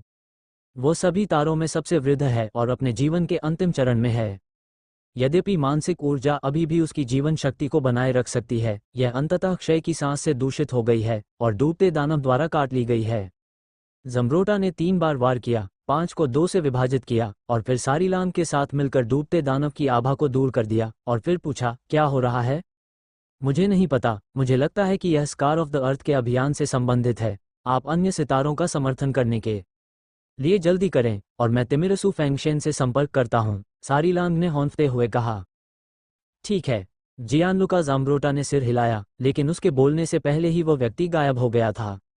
सारीलोंग ने सांस लेने के लिए हौंफते हुए शेष आध्यात्मिक ऊर्जा को बुलाया, सीधे आर्कन सुप्रीम टॉवर की ओर दौड़ा और तिमिरासु पवन देवता के क्लोन से संपर्क किया। कॉपी रिंग घूमती है, लेकिन तिमिरसु फेंगशेन की ओर से कोई प्रतिक्रिया नहीं होती। सर, ये कई आकाशीय रहस्यमय जादूगर चारों ओर इकट्ठे हुए, क्या हुआ? गिरे हुए राक्षस हर जगह हमला कर रहे हैं और भगवान तिमिरसु से संपर्क नहीं हो पा रहा है। तुम घबरा क्यों रहे हो? सीधे खड़े हो जाओ और भाग जाओ, सरिलग ने अपनी दाढ़ी को फुलाकर घूरते हुए कहा। खंडहर अभियान, स्थिति जटिल है, इसलिए हमसे संपर्क न कर पाना सामान्य बात है। जहां तक गिरे हुए राक्षस का सवाल है, क्या तुमने नहीं देखा कि मैंने उसे राख में बदल दिया है? यह वाकई बहुत शोर मचा रहा है। हाँ सर, आकाश के रहस्यमय जादूगर शांत हो गए।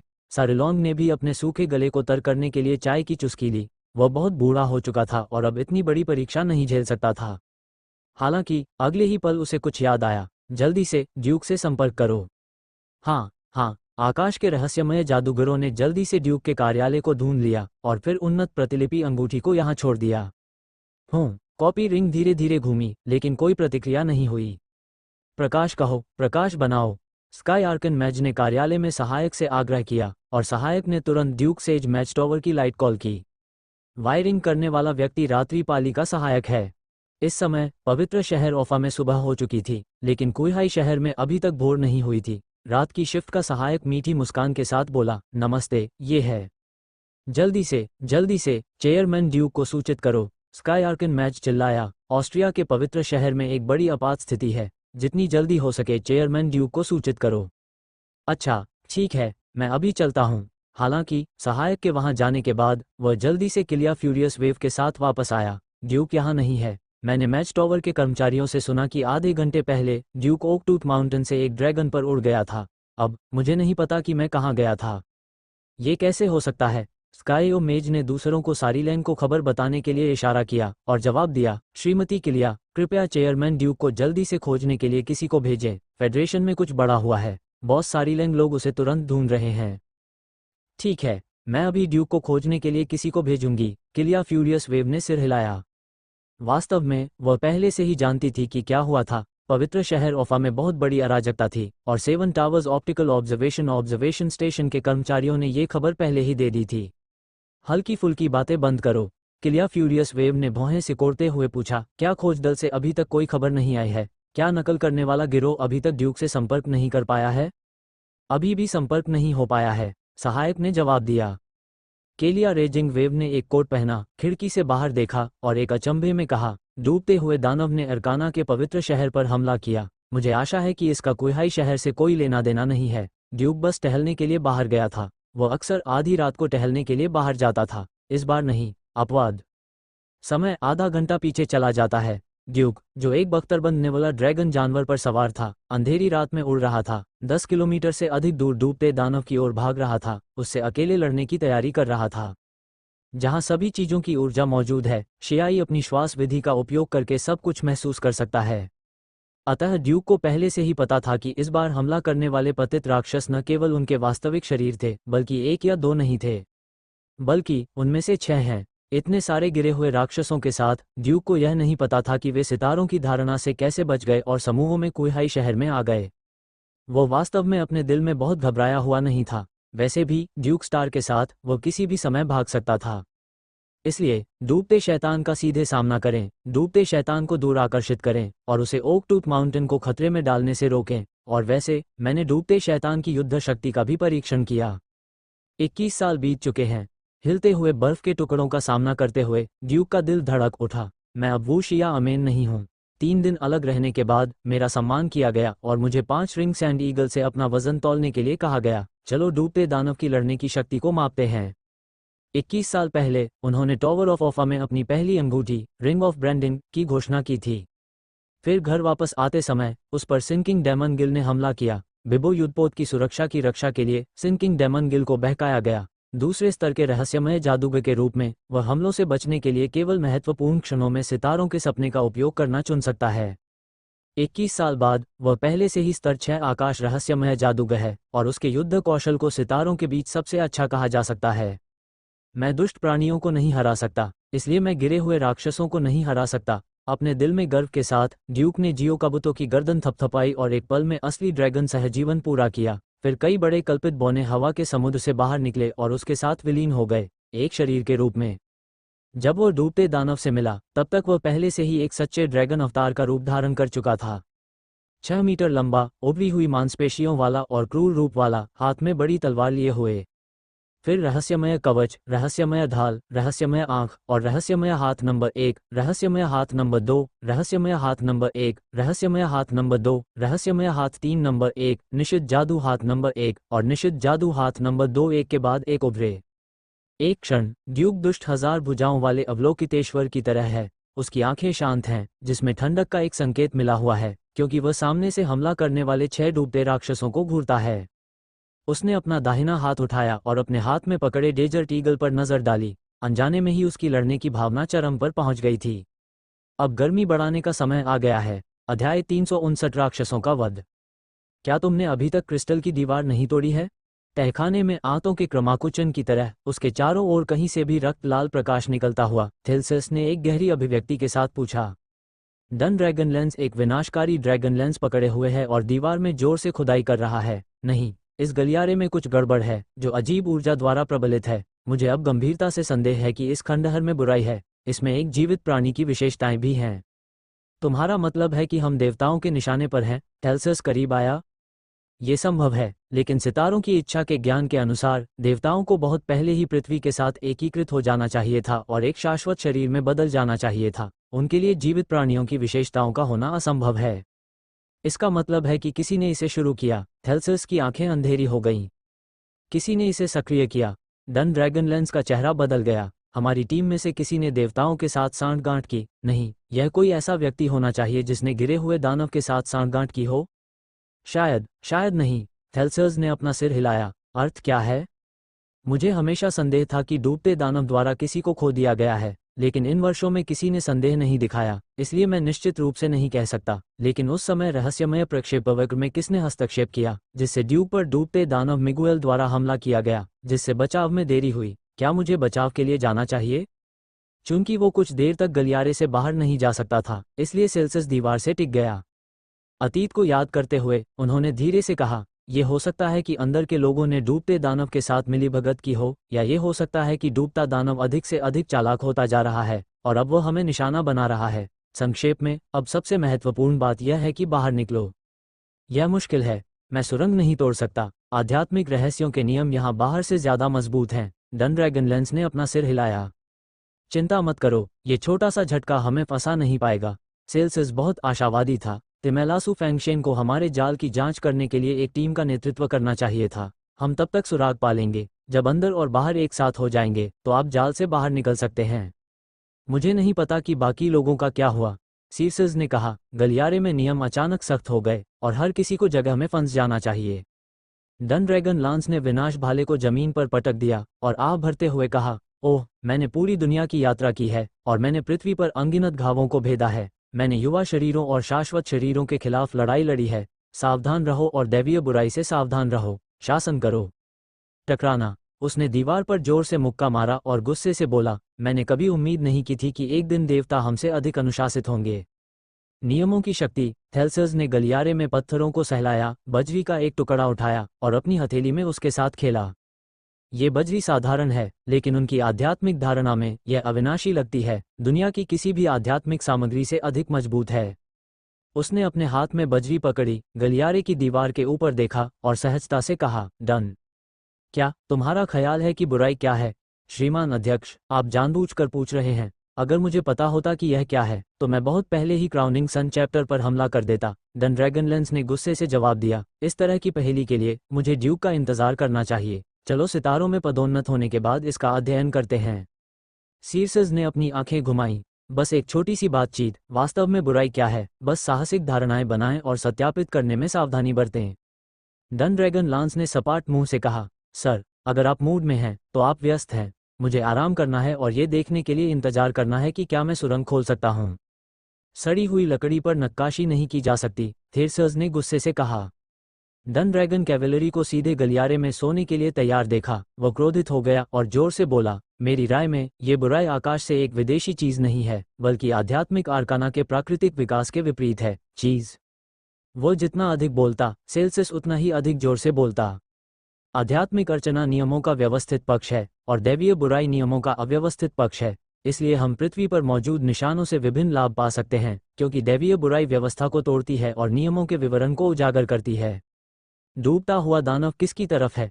डन ड्रैगनलेंस इतना शोर मचा रहा था कि वह सो नहीं सका, इसलिए वह केवल उठकर सेल्सियस से बहस कर सका। डूबता हुआ दानव आध्यात्मिकता का भ्रष्ट पक्ष है और दुनिया की सभी चीजें आध्यात्मिकता का महत्वपूर्ण पक्ष हैं। ये दैवीय बुराई के साथ संघर्ष नहीं करता है। आप भी इसका समर्थन करते हैं, है ना? अन्यथा आपको क्यों लगता है कि यह डूबता हुआ दानव है जो गुप्त रूप से परेशानी पैदा कर रहा है? गलियारे में नियमों में परिवर्तन। डनलोंग कियांग ने नहीं सोचा था कि ये दुष्ट प्राणी उसे और अन्य लोगों को निशाना बना रहे थे। केवल डूबता हुआ दानव ही सबसे अधिक संभावना था। सेल्सियस ने आगे कहा, घृणा ही घृणा है। यह आध्यात्मिक अर्चना के विपरीत है। इसके साथ संवाद करने का कोई तरीका नहीं है, इसलिए हम इसके साथ कैसे सांठगांठ कर सकते हैं? भले ही मैं घृणा के साथ सांठगांठ करना चाहूं, मैं ऐसा कभी नहीं कर पाऊंगा। मुझे इस पर विश्वास नहीं है। हम में से कौन ऐसा कर सकता है? आप और मैं यह नहीं कर सकते, तो डूबता हुआ दानव ये कैसे कर सकता है? डन ड्रैगनलेंस ने मुख्य बिंदु पूछा। मैं अभी तक यह नहीं जानता, लेकिन मुझे लगता है कि यदि डूबता हुआ दानव कोई कार्रवाई करता है तो शायद बुराई का देवता वास्तव में प्रतिक्रिया करेगा। क्या प्रतिक्रिया है? नकारात्मकता सकारात्मकता को जन्म देती है? क्या नकारात्मक सकारात्मक है? ये गणितीय ज्ञान का एक टुकड़ा है जिसके बारे में ड्यूक ने एक बार मुझसे बात की थी। सेल्सियस ने थोड़ी आह भरी। डूबता हुआ दानव मृत आध्यात्मिक अर्चना है और दैवीय बुराई आध्यात्मिक अर्चना के विपरीत है। वे दोनों हैं। नकारात्मक संख्या अगर संयुक्त हो तो क्या हमें सकारात्मक संख्या नहीं मिलेगी? इसमें कुछ न कुछ सत्य अवश्य है, सबसे जटिल से लेकर सबसे सरलतम तक। सेल्सियस को इस समय वाकई लगा कि शायद पतित दानव और दुष्ट प्राणी दोनों ही अत्यंत जटिल अस्तित्व थे। लेकिन चीजों की दिखावट को एक तरफ रख दें, अनावश्यक जटिलताओं को एक तरफ रख दें और इसे सबसे शुद्धतम कोर से देखें। शायद दोनों के संयोजन से वास्तव में नकारात्मक और सकारात्मक बनाने का प्रभाव हो सकता है। पृथ्वी के निशान के भीतर सुरंगें हमेशा अप्रत्याशित रही हैं। यहाँ नियम खंडित हैं। क्या आपने कभी इसे अविनाशी देखा है? सेल्सियस ने व्यंग्यात्मक रूप से पूछा। डन ड्रैगनलेंस ने अपना सिर हिलाया। ये वास्तव में पहली बार है। बस हम नहीं जानते कि दोनों को कैसे जोड़ा जाए। थेल्सियस ने आह भरी। अरे सर, इसके बारे में सोचना भी मत। बस किसी के आने का इंतजार करो जो तुम्हें बचा सके। डन ड्रैगन लांस को नहीं लगता था कि वे दोनों किसी नतीजे पर पहुंच सकते हैं। मनुष्य के जन्म से ही दैवी बुराई अस्तित्व में रही है और भविष्य में भी सदैव विद्यमान रह सकती है। जैसे संसार में उत्पन्न आध्यात्मिक रहस्यमय नियम को नियमों के अस्तित्व द्वारा आसानी से कैसे तोड़ा जा सकता है? अपना सिर हिलाया। डन ड्रैगन लांस ने सोचा, अगर हम देवताओं के रहस्य को सुलझा सकते हैं तो क्या हर कोई ऋषि नहीं बन पाएगा? पिछले 100 वर्षों में ड्यूक के अलावा सितारों में से किसके पास ऋषि बनने की योग्यता है? आंद्रे इवनिंग प्रिमरोज करीब थे, लेकिन दुर्भाग्य से असफल रहे। कुछ देर तक गलियारा शांत रहा। समय नहीं बता सकता, अंत नहीं देख सकता, केवल रक्त लाल प्रकाश हल्का सा टिमटिमाता है और यह नहीं जानता कि यह कहाँ से आता है। रात उमस भरी है और बर्फ के टुकड़े उड़ रहे हैं। अंधेरी रात में एक बर्फ का क्रिस्टल रहस्यमय हाथ नंबर 1 की तर्जनी की नोक पर गिरा। उसके अंगूठे ने इसे हल्के से छुआ और बर्फ का क्रिस्टल एक ही समय में उड़ गया। अचानक अंधकार छिन्न भिन्न हो गया है। 6 रिंग कंपाउंड आर्काना। हवा पूरे आसमान में फैलती है। 6 रिंग कंपाउंड आर्काना। पवित्र प्रकाश का क्षेत्र सब कुछ रोशन करता है। 6 रिंग कंपाउंड आर्काना। आग आसमान को जला देती है और हर इंच जगह को अवरुद्ध कर देती है और लगातार 6 रिंग कंपाउंड आर्काना आसमान से गिरते हैं। उसने अपने आसपास के 6 गिरे हुए राक्षसों पर हमला किया। यह आर्कन हैंड नंबर 1, 2 और 3 है जो एक ही समय में आर्कन मंत्रों का प्रदर्शन कर रहे हैं। वे जियाओ यी द्वारा नियंत्रित हैं और कभी भी एक भी गलती नहीं होगी। उसी समय निषिद्ध जादुई हाथ नंबर 1 और निषिद्ध जादुई हाथ नंबर 2 को एक ही समय में ऊपर उठाया गया। उनकी लाल क्रिस्टल भुजाएं चमक रही थीं। धमाका। 7वीं रिंग निषिद्ध तकनीक विनाश का ड्रैगन भाला डाला गया और एक बड़ा लाल भाला शून्य से बाहर निकला और एक डूबते हुए दानव की ओर बढ़ा। 7 स्तरीय निषिद्ध मंत्र अंतहीन तूफान डाला गया और पूरा क्षेत्र तूफान से घिर गया। जब पिछले 3 सत्रों में 6 स्तरीय मिश्रित आर्काना मंत्रों को डूबते हुए दानव द्वारा अवरुद्ध कर दिया गया था, तो अंतहीन तूफान ने आसमान में उड़ते हुए बर्फ के टुकड़ों को हिला दिया, एक के बाद एक, और डूबते हुए दानव को बहा ले गया।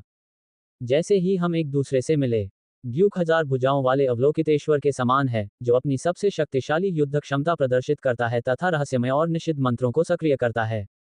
अग्निदमन। अचंभित 6 गिरे हुए राक्षसों को देखकर ड्यूक थोड़ा मुस्कुराया।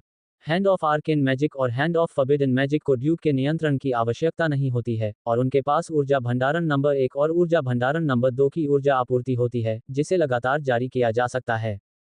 तो ये 5 हाथ अग्निदमन है जिन्हें शियाओई द्वारा नियंत्रित किया जाता है, जो उसके लिए युद्ध के मैदान का माहौल बनाने के लिए रहस्यमय और निषिद्ध मंत्रों का उपयोग करते हैं। जो कोई भी शुरू से अंत तक ऐसे शक्तिशाली रहस्यमय और निषिद्ध मंत्रों को देखता है, वह सबसे पहले त्वचा की एक परत खो देगा। हिस दहाड़। जैसी कि उम्मीद थी, 6 डूबते दानव इस शक्तिशाली अग्निदमन द्वारा दबा दिए गए थे और काला धुआं लगातार कुचला जा रहा था। जाना। ड्यूक ने धीरे से अपना हाथ हिलाया। ड्रैगन राइडर तलवार नंबर 1 से नंबर 10 ने एक तलवार का गठन किया, सीटी बजाते हुए और डूबते हुए राक्षसों में से एक को छुरा मार दिया। डूबते हुए दानव ने अभी अभी दबी हुई आग को रोका था, और इससे पहले कि वह अपने शरीर को फिर से संगठित कर पाता, तलवारों की व्यूह रचना ने उसे काले धुएं के एक पोखर में बदल दिया। यहां तक कि काले धुएं में लिपटी हड्डियां भी चूर चूर हो गईं। आंखों के गड्ढों में से केवल 2 हरे रंग के विलो ओ द विस्प ही जल्दी से बच निकले। कुछ दूर भागें और धीरे धीरे अपने शरीर को पुनः व्यवस्थित करें। विलो द विस्प की आंखें ड्यूक को द्वेष से भरी नजर से देख रही थीं। हालांकि ड्यूक की लड़ाई की भावना केवल 4 स्तरीय ड्रैगन नाइट के स्तर पर है, ड्रैगून तलवार स्वयं एक 5 स्तरीय रहस्यमय हथियार है, और मुख्य तलवार ड्रैगून तलवार नंबर 1 एक 6 स्तरीय रहस्यमय हथियार है, जो अजेय है। तलवार निर्माण की शक्ति आक्रामक निषिद्ध तकनीक की तुलना में 3 अंक अधिक तेज है। तुम क्या देख रहे हो? मैं तुम्हें एक चाकू दूंगा। ड्यूक ने सीधे शियाओई से संवाद किया और अन्य 5 गिरे हुए राक्षसों को गोलाबारी से दबाना जारी रखा। उसने अपनी आंखें सामने डूबते हुए क्रूर राक्षस पर गड़ा दी। रहस्यमय हथियार विकास के राजदन के हाथ में 6 अंगूठी वाला रहस्यमय हथियार प्रकाश को जगाता है, और फिर दूरी पर दुर्भावनापूर्ण डूबते दानव के शरीर पर एक क्षयकारी टोटेम स्थापित किया गया। टोटेम का प्रकाश गर्म है, लेकिन जब ये दुर्भावनापूर्ण डूबते दानव पर चमकता है, तो ये जलने वाले सूरज की तरह होता है, जो दुर्भावनापूर्ण डूबते दानव के काले धुएं को पिघला देता है। अल्पविराम। डूबता हुआ दानव दहाड़ता हुआ अपने मुंह से क्षय हो रही आध्यात्मिकता के बड़े बड़े गुच्छों को उड़ा रहा था, जिससे एक रहस्यमयी मंत्र का निर्माण हुआ जिसने क्षय हो रहे टोटेम की झुलसा देने वाली रोशनी को धो दिया। इस समय ड्यूक के विचार के साथ 7वें स्तर की निषिद्ध कला महिमा की तलवार तुरंत लॉन्च की गई और सीधे जहरीले डूबते दानव की ओर बढ़ी, ठीक उस समय जब जहरीला डूबता दानव भागने वाला था। ड्यूक के हाथ में मौजूद 5 रिंग वाले सैंड ईगल ने पहली गोली चलाई। टर्मिनल बुलेट को अनगिनत बार सुधारा और अनुकूलित किया गया है। समय और स्थान को चीरती हुई गति से ये सीधे डूबते हुए दानव की आंख के सॉकेट पर हमला करता है, जिससे हरे रंग की विलो द विस्प्स का एक समूह फट जाता है। क्षयग्रस्त आध्यात्मिकता टर्मिनल बुलेट से जुड़ी रहस्यमय विघटनकारी जादुई शक्ति का सामना नहीं कर सकती। साथ ही इसमें मन को नियंत्रित करने की जादुई शक्ति है, जो दुष्ट डूबते दानव की मानसिक शक्ति को तुरंत प्रभावित करती है, जिससे दुष्ट डूबते दानव का शरीर स्थिर और गतिहीन हो जाता है। टलबेली चमक की तलवार द्वेष के डूबते दानव के स्थिर शरीर पर वार किया। एक क्षण में दुर्भावनापूर्ण डूबते दानव के शरीर को ढकने वाला काला धुआं पूरी तरह से साफ हो गया और उदास कंकाल प्रकट हो गया, ठीक उसी तरह जैसे बादलों को हटाकर सूर्य को प्रकट किया गया था। पूफ। अंतिम गोलियां रुकी नहीं और एक के बाद एक 5 रिंग सैंड ईगल के थूथन से बाहर निकली और फिर समय और स्थान की बाधा को पार करते हुए आक्रोश के डूबते दानव को मार गिराया। रहस्यमय मंत्र जादुई शक्तियों को विघटित कर देते हैं और पतित दानव की सुरक्षा को नष्ट कर देते हैं। मन जादुई शक्तियों को नियंत्रित करता है और पतित दानव की गतिविधियों को रोक देता है। टर्मिनल बुलेट की तात्कालिक विस्फोटक शक्ति के साथ संयोजन में धमाका धमाका धमाका। एक डूबता हुआ दानव जिसकी ताकत अस्पष्ट थी, लेकिन मोटे तौर पर मॉर्निंग स्टार आर्केन मेंटर के स्तर पर अनगिनत टर्मिनल गोलियों के तात्कालिक विस्फोट से रात के आकाश से नष्ट हो गया था। लेकिन ये पर्याप्त नहीं है। डूबता हुआ दानव मरेगा नहीं, उसे केवल मिटाया जा सकता है। ड्यूक बिल्कुल भी उत्साहित नहीं हुआ, बल्कि और अधिक केंद्रित हो गया। 5 रिंग सैंड ईगल की गोलियां रुकी नहीं और उसने सीधे एक बुलेट चेन खाली कर दी और उसे दूसरे से बदल दिया। Bullet chain. दमनात्मक आग जारी है। 7वीं वलय निषिद्ध तकनीक महिमा की तलवार फिर से संघनित हुई और रात्रि के आकाश पर प्रहार किया, जो अब दुर्भावनापूर्ण और भयावह राक्षसों से भरा नहीं था, मानो वह खाली था। हालांकि ड्यूक की लड़ाकू आत्मा होलोग्राफिक स्क्रीन पर खाली रात का आकाश अभी भी बड़ी मात्रा में पतनशील आध्यात्मिक आभा से भरा हुआ था। विस्फोट। 5 छल्लों वाले रेतीले चील की गोलियां भारी बारिश की तरह तीव्र हैं और वे क्षयग्रस्त आध्यात्मिक वातावरण वाले क्षेत्र की ओर बढ़ रही हैं। अंतिम गोली तुरंत ही फट गई तथा क्षयग्रस्त आध्यात्मिक आभा को बार बार नष्ट करती रही। इससे दुष्ट डूबते दानव को मौके पर फिर से संगठित होने का कोई समय नहीं मिला। लेकिन दूसरी तरफ से आग का दमन अब और नहीं हो सका और 5 डूबते हुए दानवों ने वापस लड़ना शुरू कर दिया। मौत के इरादे से शक्तिशाली रहस्यमय और निषिद्ध मंत्र ड्यूक की ओर बहने लगे। ड्रैगन राइडिंग तलवार से बनी तलवार संरचना पहले से ही मृत्यु की रहस्यमय और निषिद्ध कलाओं के प्रभाव में ढह रही है। अगर जियाओई के हाथ के निषिद्ध जादू और रहस्यमय जादू के साथ सहायक नियंत्रण और सहयोग नहीं होता तो यह इस समय पराजित हो गया होता। ड्यूक की आंखें चमक उठी जब उसने ये देखा। 7वीं रिंग निषिद्ध तकनीक चांगफेंग वानली को सक्रिय किया गया और जब मृत्यु आर्काना और निषिद्ध तकनीकों की लहर ने उसे जलमग्न कर दिया तो वह तुरंत 1 किलोमीटर दूर चला गया। खैर, ये जगह चांदनी के पिंजरे की तरह बंद है। ड्यूक चौंक गया, लेकिन जल्द ही उसे राहत महसूस हुई। मूलतः उन्होंने और आगे बढ़ने की योजना बनाई थी, लेकिन उनकी स्थिति बाधित हो गई और वे हजारों मील की यात्रा करके केवल एक छोटे से क्षेत्र में ही आगे बढ़ सके। 1 किलोमीटर काफी है। अनिच्छा से सामने के युद्ध क्षेत्र से बगल की ओर चले गए। फिर जब 5 डूबते हुए दानव फिर से मंत्र पढ़ रहे थे, 5 अंगूठी वाला रेत का चील क्षयग्रस्त आध्यात्मिक आभा क्षेत्र पर बिना रुके बमबारी करता रहा और फिर से दुष्ट डूबते हुए दानवों पर जोरदार हमला किया और दुष्ट डूबते हुए दानवों को संभलने का मौका भी नहीं दिया। फुफकार, दहाड़, 5 गिरे हुए राक्षस घूमे और उनकी दहाड़ से लोगों के कान के पर्दे चोटिल हो सकते थे। रहस्यमय और निषिद्ध कलाएं, जो मृत्यु से भरी हैं, एक बार फिर ड्यूक की ओर बढ़ रही हैं। रुको, जियाओई। ड्यूक विचलित नहीं था, उसने बस जियाओई को याद दिलाया और फिर वह क्षयग्रस्त आध्यात्मिक आभा के क्षेत्र की ओर गोली चला दी। शियाई को इस बात का कोई अंदाजा नहीं है कि वह टिक पाएगी या नहीं। ये युद्ध के मैदान पर हर स्थिति का तेजी से आकलन करता है और जब 5 डूबते दानवों के हमले से ड्यूक की सुरक्षा को खतरा होता है तो ये तुरंत ड्यूक को सचेत करता है। इसलिए ड्यूक ने जल्दी से 7वीं रिंग फॉरबिडन तकनीक चांगफेंग वानली का प्रयोग किया और अपने शरीर की स्थिति को फिर से समायोजित किया। 5 डूबते राक्षसों के हमलों के बीच के अंतराल से जियोई द्वारा याद दिलाए गए सटीक स्थान पर टेलीपोर्ट करें और फिर शातिर डूबते राक्षसों को गोली मारने के लिए समय निकालना जारी रखें। Boom boom boom. 5 ring sand eagle को नहीं पता था कि उसने कितनी बुलेट बेल्ट खाली कर दी थी। शियाई की याद ने आखिरकार ड्यूक को राहत की सांस दी। दुष्ट डूबते दानव की सड़ी हुई आध्यात्मिक आभा पूरी तरह से मिट गई है। मास्टर को बधाई, आपने 7 रिंग मॉर्निंग स्टार स्तर के गिरे हुए दानव को खत्म कर दिया है। ड्यूक संतुष्ट होकर मुस्कुराया। उसने लापरवाही से अन्य डूबते हुए राक्षसों पर नजर डाली जो उस पर 5 दिशाओं से हमला कर रहे थे, साथ ही निषिद्ध मृत्यु मंत्र जो ज्वार की लहर की तरह बढ़ रहे थे। एक विचार के साथ ड्यूक के स्टार में स्टार निशान सक्रिय हो गए। उसने एक बार थिरसस की मदद से प्रयोग किया। भले ही यह चांद के नीचे पवित्र भूमि द्वारा ढका हुआ हो, स्टार मार्क अभी भी सितारों का सपना खोल सकता है। इसलिए भले ही यहाँ का स्थान डूबते दानव द्वारा बंद कर दिया गया हो, वह घबराएगा नहीं। धमाका, मृत्यु की निषिद्ध तकनीक निकट ही है और इसके लिए ड्यूक के नियंत्रण की आवश्यकता नहीं है। 7 रिंग निषिद्ध तकनीक अमरता की पकड़ को तुरंत डाला गया है और तारांकन तारांकन तारांकन तारांकन हाथ निकट सीमा पर मृत्यु की इन निषिद्ध तकनीकों का विरोध करने के लिए एक रक्षात्मक ढाल में बदल जाता है। जब अनंत पकड़ की सुरक्षा निषिद्ध मृत्यु मंत्र से अभिभूत हो जाती है और दरारें दिखाई देती हैं। ड्यूक का शरीर विकृत हो गया था और वह जहां था वहां से गायब हो गया। क्लिक करें। अमरता की पकड़ टूट गई और निषिद्ध मृत्यु मंत्र ने उस क्षेत्र को भर दिया जहां ड्यूक मूल रूप से स्थित था, लेकिन यह अब ड्यूक को कोई नुकसान नहीं पहुंचा सकता था। गर्जन।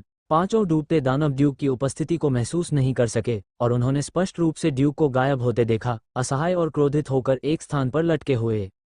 पूर्वी आकाश को सफेद होते देख भोर से पहले का सबसे अंधेरा पल बीत चुका था। 5 गिरे हुए राक्षस कुछ देर तक अनिच्छा से दहाड़ते रहे और फिर उगते सूरज के उगने से पहले वे काले धुएं के गुबार में बदल गए और उनके पैरों के नीचे जमीन में गायब हो गए।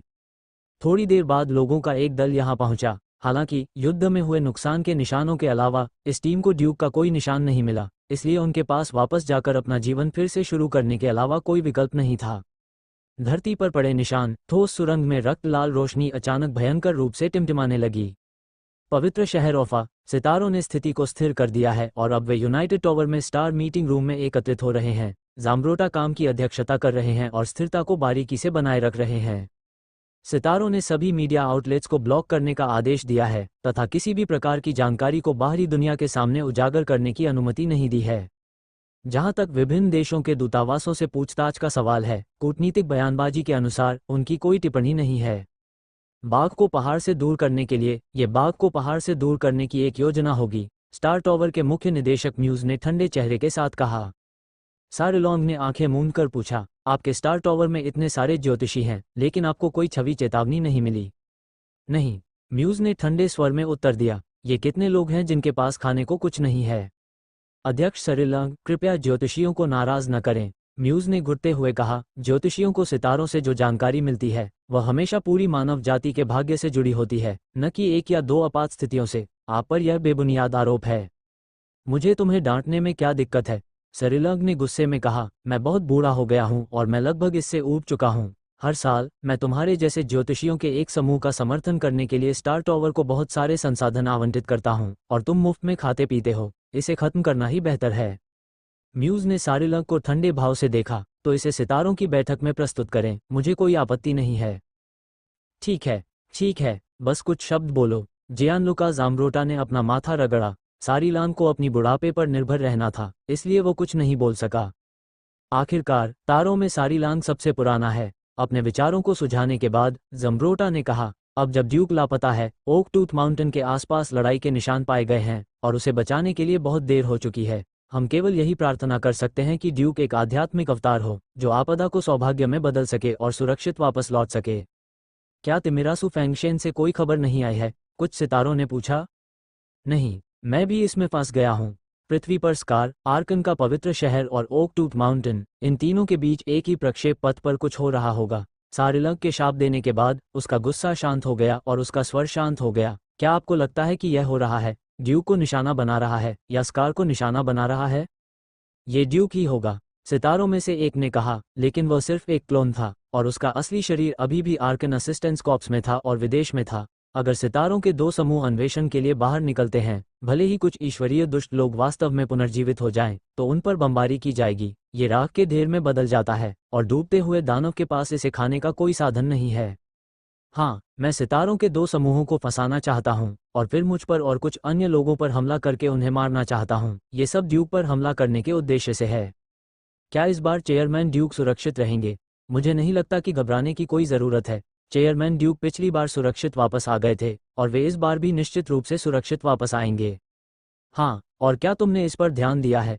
हेंगुआन डोमेन की संरक्षक लियोना ने कहा, घटनास्थल पर युद्ध के निशान हैं, लेकिन चांदनी पिंजरे का कोई निशान नहीं है। चेयरमैन ड्यूक के हाथ में चांदनी पिंजरे के 8 टुकड़े हैं, वह उन्हें साल में एक बार बनाता है। नहीं, यह विफल हो जाएगा। मूनलाइट केज कोई शाश्वत चीज नहीं है और इसका शेल्फ जीवन केवल 1 वर्ष से अधिक है। सौभाग्य से हर साल वीयूए आर्कन मास्टर्स ड्यूक की सुरक्षा सुनिश्चित करने के लिए ड्यूक के लिए एक चांदनी पिंजरा बनाएंगे। दूसरे शब्दों में, घटनास्थल पर जो स्थिति थी उसमें ड्यूक को मूनलाइट केज का उपयोग करने की आवश्यकता भी नहीं थी। सारिलोंग ने उसकी ठुड्डी को छूते हुए कहा। वह हर साल ड्यूक के लिए एक चांदनी पिंजरा बनाता है और वह वास्तव में यह महसूस नहीं करता है कि उसने जो चांदनी खींची है वो सक्रिय है।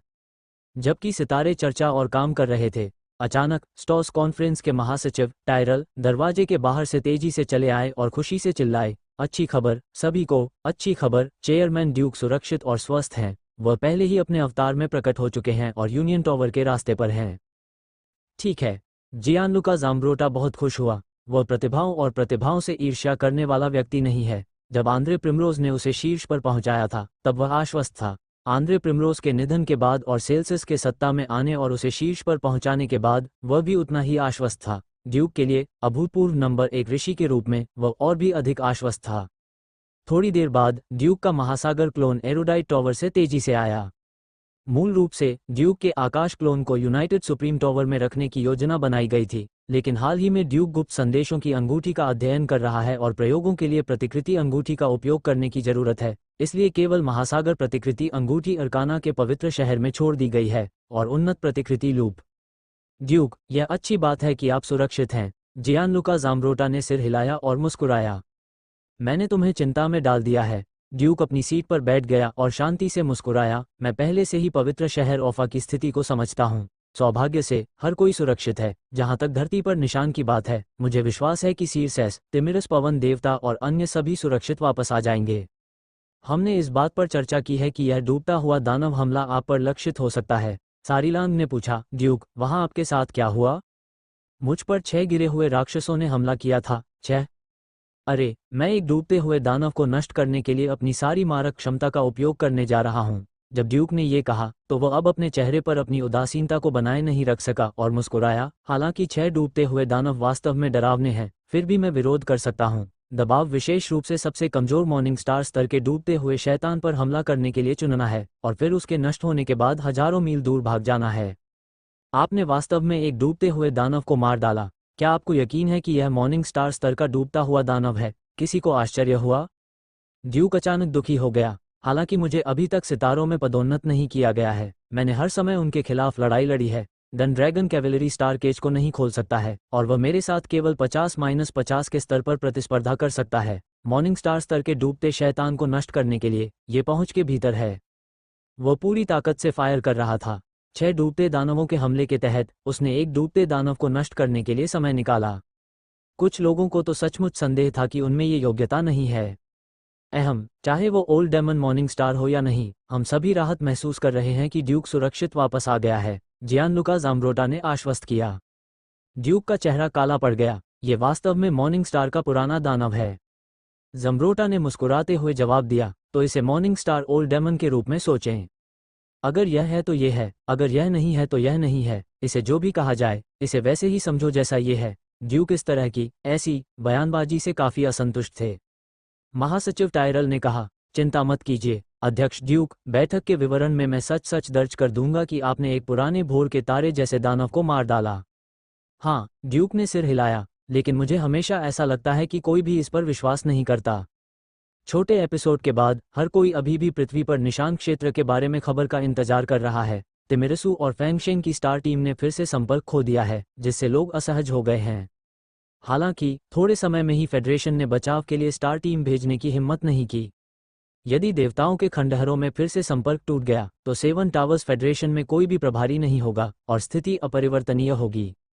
सब लोग, कुइहाई शहर से खबर है, टायरल को जल्द ही नई खबर मिली।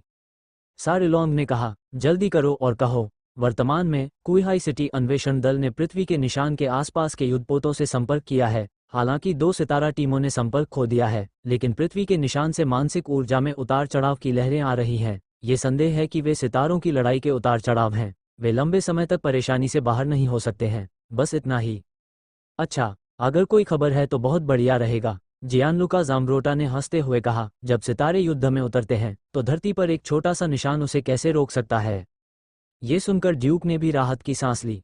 अगर 7 टावर्स फेडरेशन एक के बाद एक 36 सितारों को खो देता है तो पूरा वाइल्डनेस महाद्वीप वास्तव में बदल जाएगा। महाद्वीपीय मामलों की जिम्मेदारी लेने के लिए 7 टावर्स फेडरेशन के बिना कौन जानता है कि कितने युद्ध होंगे। आध्यात्मिक अर्चना की विकास स्थिति भी एक पल में ध्वस्त हो जाएगी। सौभाग्य से संकट का समाधान होने वाला है। इस बार कई घटनाएं उलझी हुई हैं और वे वास्तव में ड्यूक पर लक्षित हैं। ड्यूक, आपको भविष्य में अतिरिक्त सावधान रहना चाहिए। म्यूज ने ड्यूक को देखा और धीरे से कहा, मेरा सुझाव है कि भविष्य में ओक टूथ माउंटेन, कुइहाई शहर में स्थित वीयू की व्यवस्था करें। ड्यूक मुस्कुराया और अपना हाथ हिलाया।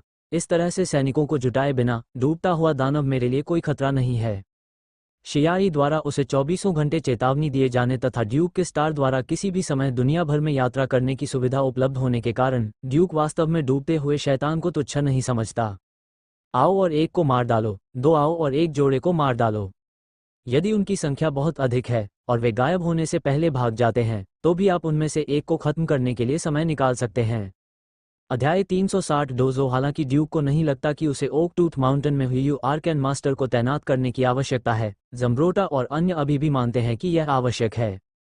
थेरसस और अन्य लोगों द्वारा पृथ्वी पर बने निशान को तोड़कर वापस धरती पर आने के बाद सितारों ने गहन जांच की। ये भी निर्धारित किया गया कि इन कई घटनाओं के पीछे वे डूबते दानव के लिए ड्यूक पर हमला करने के लिए परिस्थितियां बना रहे थे। ये सिर्फ इतना है कि ड्यूक दुनिया भर में यात्रा करेगा और डूबते दानव की योजनाओं को विफल कर देगा।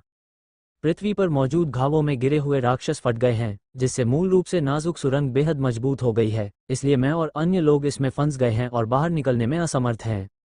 थेरेसस का वास्तविक शरीर युद्धपोत में वापस आ गया है और उसका क्लोन पवित्र शहर ओफा में पहुंच गया है तथा उसने समग्र स्थिति को पुनः अपने नियंत्रण में ले लिया है।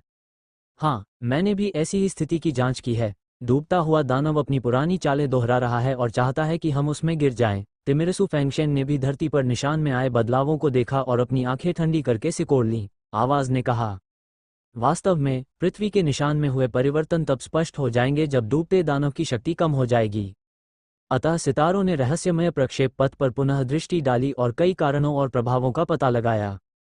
हालांकि ये बहुत संभव है कि किसी ने रहस्यमय प्रक्षेप पथ में हस्तक्षेप किया हो ताकि डूबते दानव की हरकतें साकार हो सकें। सेल्सियस ने स्टॉस कॉन्फ्रेंस रूम में लोगों को देखा, उसकी दाढ़ी गुस्से में थी और उसकी आंखें ठंडी थीं। हमारे बीच एक है, गद्दार। अच्छा, सारीलांग ने गहरी सहमति में सिर हिलाया।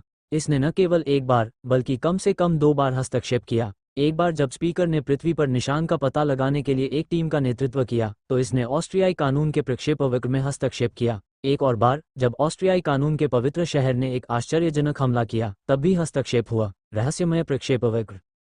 तिमिरसु फैंगशेन ने भी अपनी संकुचित आंखों में एक विचारशील नज़र के साथ सिर हिलाया। डूबते हुए दानव का हमला चाहे कितना भी अचानक क्यों न हो, रहस्यमय प्रक्षेपवक्र का पता अभी भी लगाया जा सकता है। केवल दूसरों के हस्तक्षेप से ही मैं हुयू का इंतजार कर सकता हूँ। मैंने भी अपनी सतर्कता खो दी है। 3 हुयू रहस्यमय मास्टर्स निश्चितता के साथ बोले। अचानक तारे आश्चर्यचकित हो गए और एक दूसरे की ओर देखने लगे, यह अनुमान लगाने में असमर्थ कि आखिर कौन सभी को धोखा दे रहा है। ड्यूक ने भी सभी तारों को निर्दयी निगाहों से एक घेरे में देखा। हालांकि वह पहले से ही ज्यादातर तारों पर भरोसा कर सकता था, लेकिन उनमें से 2 पर उसे ज्यादा शक था। मूलतः उनकी छोटी नोटबुक में 3 सितारों के नाम दर्ज थे। शेडिक पायनियर आई, शिवरिंग रियल्म के संरक्षक, parrots green fox, tower of elements के कार्यकारी निदेशक और आर्कन फॉर्मुलेटिंग कमेटी के निदेशक, और वीसली, द्वितीय आर्कन असिस्टेंस कॉर्प्स के कमांडर। इन तीनों लोगों ने उनके स्टार कॉन्फ्रेंस में शामिल होने का कड़ा विरोध किया था।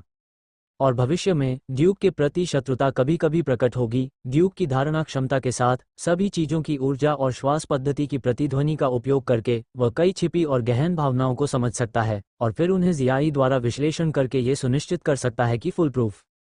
लेकिन इस बार पैरोट्स ग्रीन फॉक्स को सूची से हटा दिया गया। इसका कारण बहुत सरल है। पैरोट्स ग्रीन फॉक्स पहले 18 सितारों में से एक था और पृथ्वी के निशान में फंसने वाला पहला था। यदि वो देशद्रोही है तो दूसरी बार रहस्यमय प्रक्षेप पथ में हस्तक्षेप करना कठिन होगा। दूसरे शब्दों में, शेडिक पायनियर आई या वीसली, दोनों में से किसी एक को चुनो। ड्यूक ने अपने विचार प्रकट नहीं किए। अपनी नज़रें वापस खींचने के बाद उसने मन ही मन सोचा, बेशक ये भी संभव है कि वे दोनों देशद्रोही हों और एक दूसरे के खिलाफ गुप्त रूप से साजिश रचते हों, एक दूसरे की गांड पोंछते हों। ये सोचते हुए उसे सेल्सियस के साथ अच्छी बातचीत करने की आवश्यकता महसूस हुई। इससे पहले ड्यूक ने सेल्सियस से शेडिक और पायनियर आई पर नज़र रखने में उसकी मदद करने के लिए कहा ताकि पता चल सके कि वो लोमड़ी की पूंछ ढूंढ सकता है या नहीं। अब लोमड़ी एक बार बेनकाब हो गई है।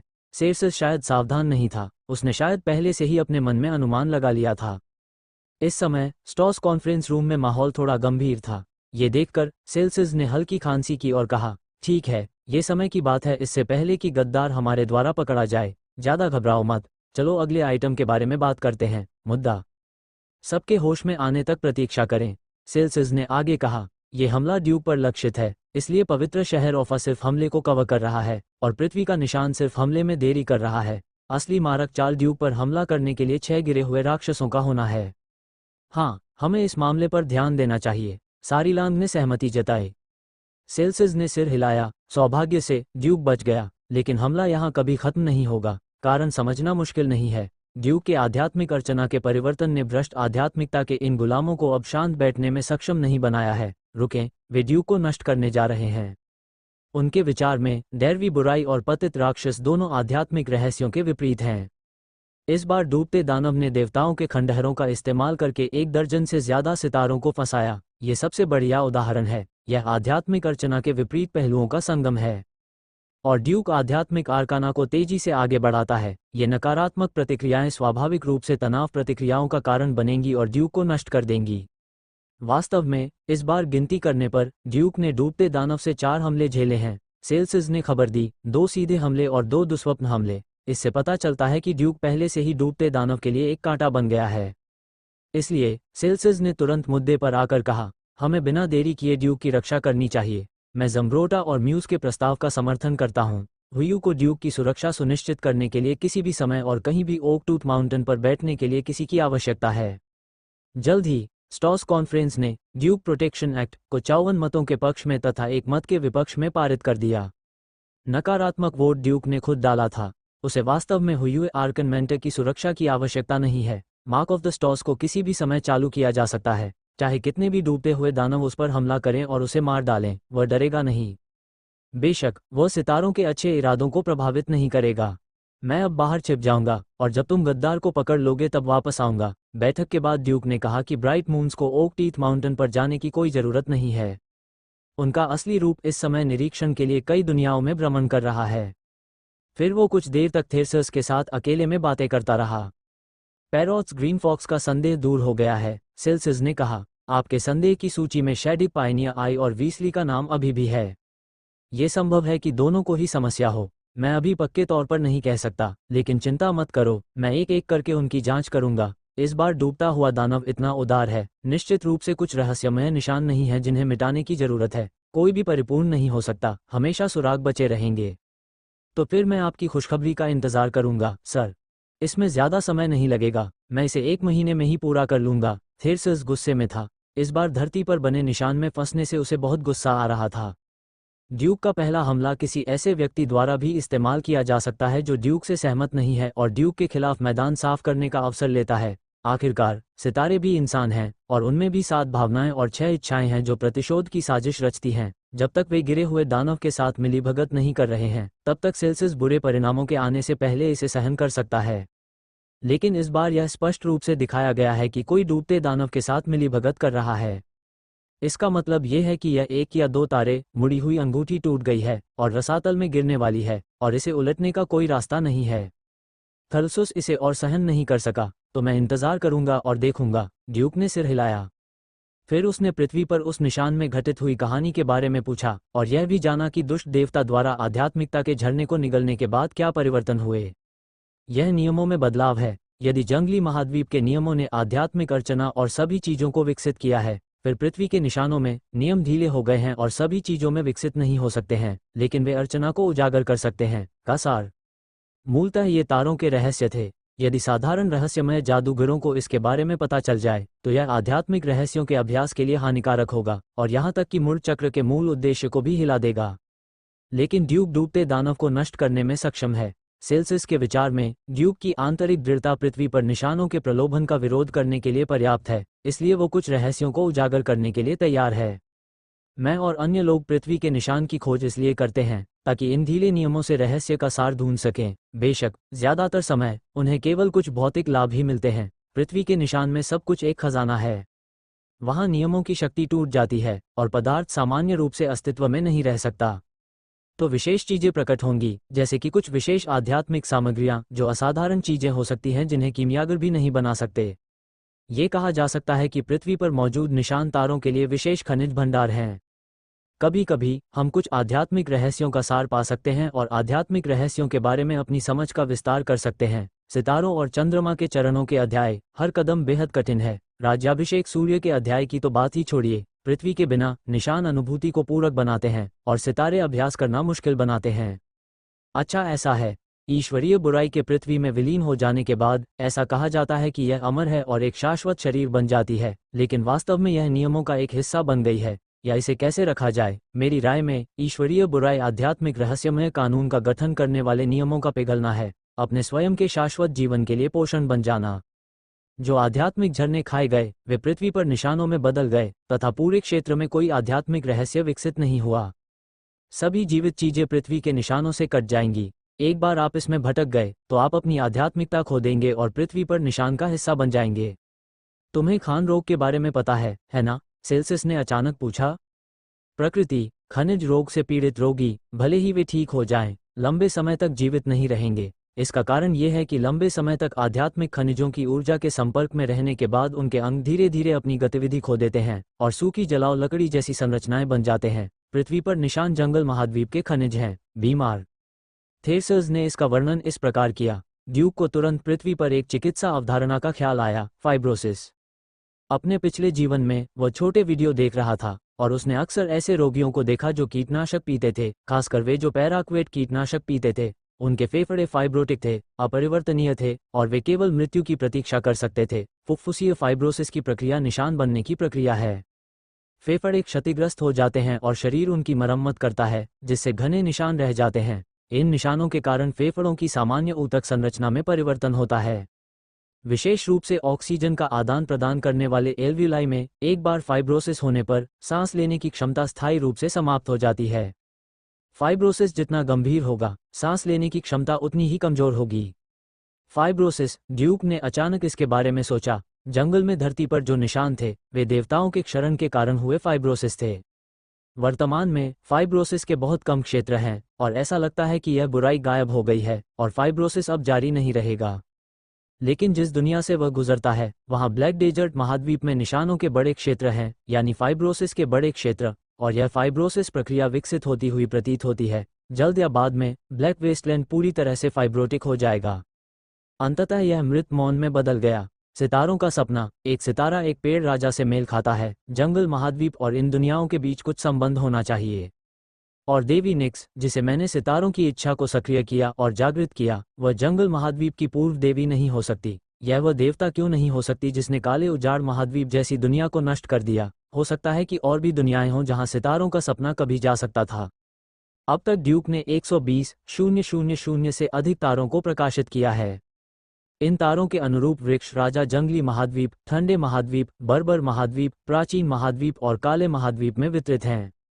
सपने में दिखाई देने वाले तारों की कुल संख्या का लगभग 3% भाग तारों का होता है। शियाई ने गणना करने के लिए सांख्यिकी के ज्ञान का उपयोग किया। मोटे तौर पर यह अनुमान लगाया जा सकता है कि शीत उजाड़ महाद्वीप, बर्बर महाद्वीप और महान उजाड़ महाद्वीप में वृक्ष राजाओं की संख्या लगभग 10 लाख है और काले उजाड़ महाद्वीप में वृक्ष राजाओं की संख्या लगभग 500,000 है। मनगूंग महाद्वीप में सबसे कम, अधिकतम 5000 वृक्ष राजा हैं। हालांकि जंगल महाद्वीप में कई राजा वृक्षों को मनुष्यों द्वारा काट दिया गया है। प्रकृति में राजा वृक्षों की मूल कुल संख्या 20,000 से कम नहीं होनी चाहिए। ये देखा जा सकता है कि जंगल महाद्वीप का क्षेत्रफल सबसे छोटा होना चाहिए, लेकिन इसका विकास सबसे तेज है। जहां तक काले उजाड़ महाद्वीप की बात है, वहां मूल रूप से लगभग 10 लाख पेड़ राजा थे, लेकिन उनमें से अधिकांश रेशेदार थे, जिसके परिणामस्वरूप केवल 500,000 पेड़ ही बचे। ड्यूक को ये पता नहीं है कि सितारों के सपनों से कितनी दुनियाएं जुड़ी हुई हैं और देवताओं द्वारा कितनी दुनियाओं को फाइबरयुक्त बनाया गया है। लेकिन संभवतः वह पहले से ही जानता था कि देवी निक्स ने उसे क्या करने के लिए प्रेरित किया था। कोई पिछली सभ्यता नहीं है। सितारों के सपनों में दूसरे लोकों में जन्मे देवता ही हैं, और जैसे जैसे देवताओं द्वारा दुनिया नष्ट होती गई, वह सो गई और सड़ गई, और अंत में केवल कुछ दिव्य विचार ही बचे जो आध्यात्मिक अर्चना के साथ एकीकृत हो गए। वो बनो जिसे सितारों की इच्छा कहा जाता है। देवी निक्स का गृहनगर एक बार जंगल महाद्वीप की तरह समृद्ध रहा होगा, लेकिन आध्यात्मिक अर्चना के विकास ने देवताओं को आकर्षित किया है। अंत में दुनिया रेशेदार हो गई और सब कुछ एक सपना बन गया। शायद यह उनकी पसंद है मेरे कारण। चाहे वो जंगली महाद्वीप हो, काला महाद्वीप हो या देवी निक्स की दुनिया हो, वे सभी आध्यात्मिक आर्काना के नियमों के अनुसार काम करते हैं। इसलिए देवी निक्स का मानना है कि यह एक स्थायी विकास पथ नहीं है और जल्द ही या बाद में आध्यात्मिक अर्चना के कारण देवताओं के साथ परेशानी होगी। इसलिए उन्होंने ड्यूक को कोई आध्यात्मिक अर्चना रहस्योद्घाटन नहीं दिया और केवल ड्यूक को खुद होने की अनुमति दी। हाँ, ड्यूक ने कुछ और सोचा। अंत में ये दुनिया देवताओं के काटने से बच नहीं पाएगी, इसलिए देवी निक्स को उम्मीद है कि मैं उसे बहुत दूर ले जाऊंगा। केवल पृथ्वी प्रौद्योगिकी और आध्यात्मिक आर्काना का संयोजन ड्यूक के नेतृत्व में अंतरतारकीय युग में जल्दी से प्रवेश करके ही उसे दूर ले जाया जा सकता है। दूर यात्रा का एक सच्चा एहसास। बस इतना है कि अगर मैं सचमुच जाना चाहता हूँ। ड्यूक ने भौहें सिकोड़ी। वो मूल रूप से अकेला था और वह किसी का भी सामान्य हृदय से इलाज कर सकता था और वह बस छोड़ देता था, भले ही देवता दुनिया को नष्ट करें या नहीं। लेकिन अब चीजें अलग हैं। बहुत सारे संबंध हैं। मैं अपनी पत्नी, शिक्षकों, मित्रों को कैसे छोड़ सकता हूँ, लेकिन यदि मैं उन्हें अपने साथ ले जाऊंगा तो मुझे बहुत सारे संबंध तोड़ने होंगे। छोड़ो, तुम इतना क्यों सोच रहे हो?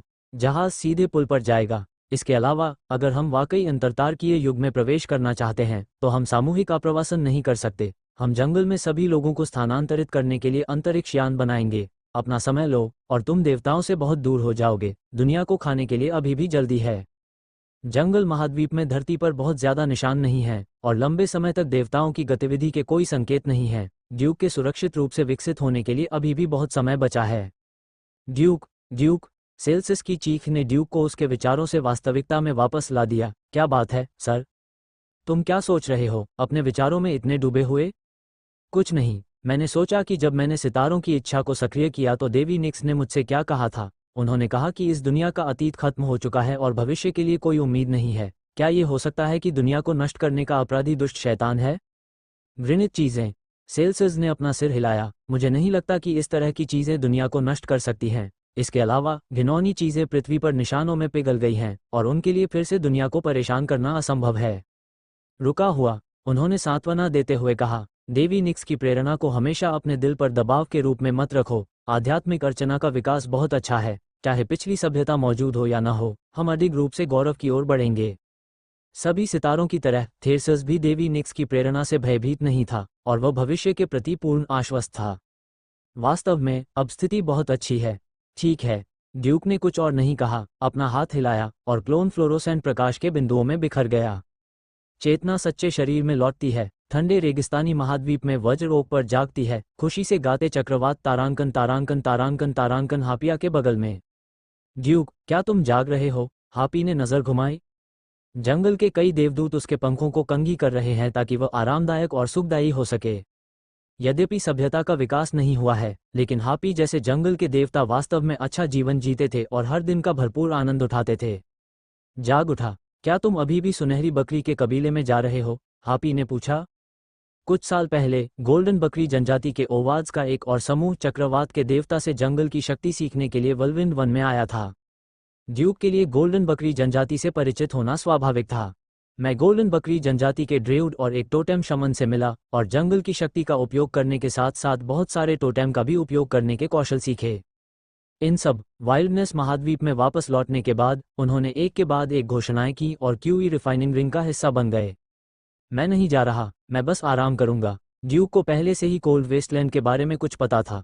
यहाँ के मनुष्य अभी भी आदिवासी युग में हैं। ड्रेउड वे और शमन वे ही अभ्यास के 2 तरीके हैं, 3 तरीके नहीं हैं। समुद्र में सभ्यता अभी अभी उगी है।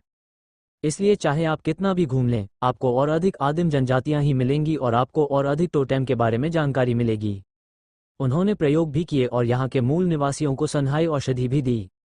ऐसा कोई भी मूल निवासी नहीं है जो तीनों समुद्रों को खोल सके, जैसे कि जंगली महाद्वीप में असिबा जनजाति के साथ किए गए उसके प्रयोगों के परिणाम बताते हैं। कोई भी ओक आदमी तीनों समुद्रों को नहीं खोल सकता।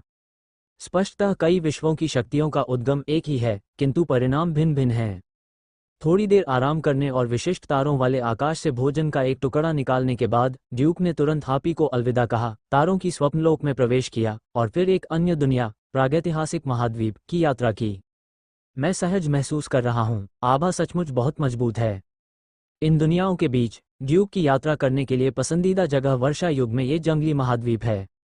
यहाँ कोई उच्च बुद्धिमान जानवर नहीं है। जंगल में शायद अभी भी डायनासोर जैसे बड़े सरीसृपों का बोलबाला है। इसके अलावा ड्यूक को यहाँ जीवित देवता भी मिले जो जमीन पर रेंगने वाले अजीबोगरीब कीड़े जैसे राक्षस थे। पोषण पाने के लिए आध्यात्मिक स्रोतों की तलाश में ड्यूक ने उसके स्वरूप से अनुमान लगाया कि यह एक युवा दिव्य प्राणी था, लेकिन वह गलती से टकरा जाने के डर से उसके करीब नहीं गया। आखिरकार बुराई के बारे में अजीब बात यह है कि यह आध्यात्मिक आर्काना के नियमों को तोड़ सकती है और ड्यूक की सभी क्षमताएं आध्यात्मिक आर्काना द्वारा दी गई हैं।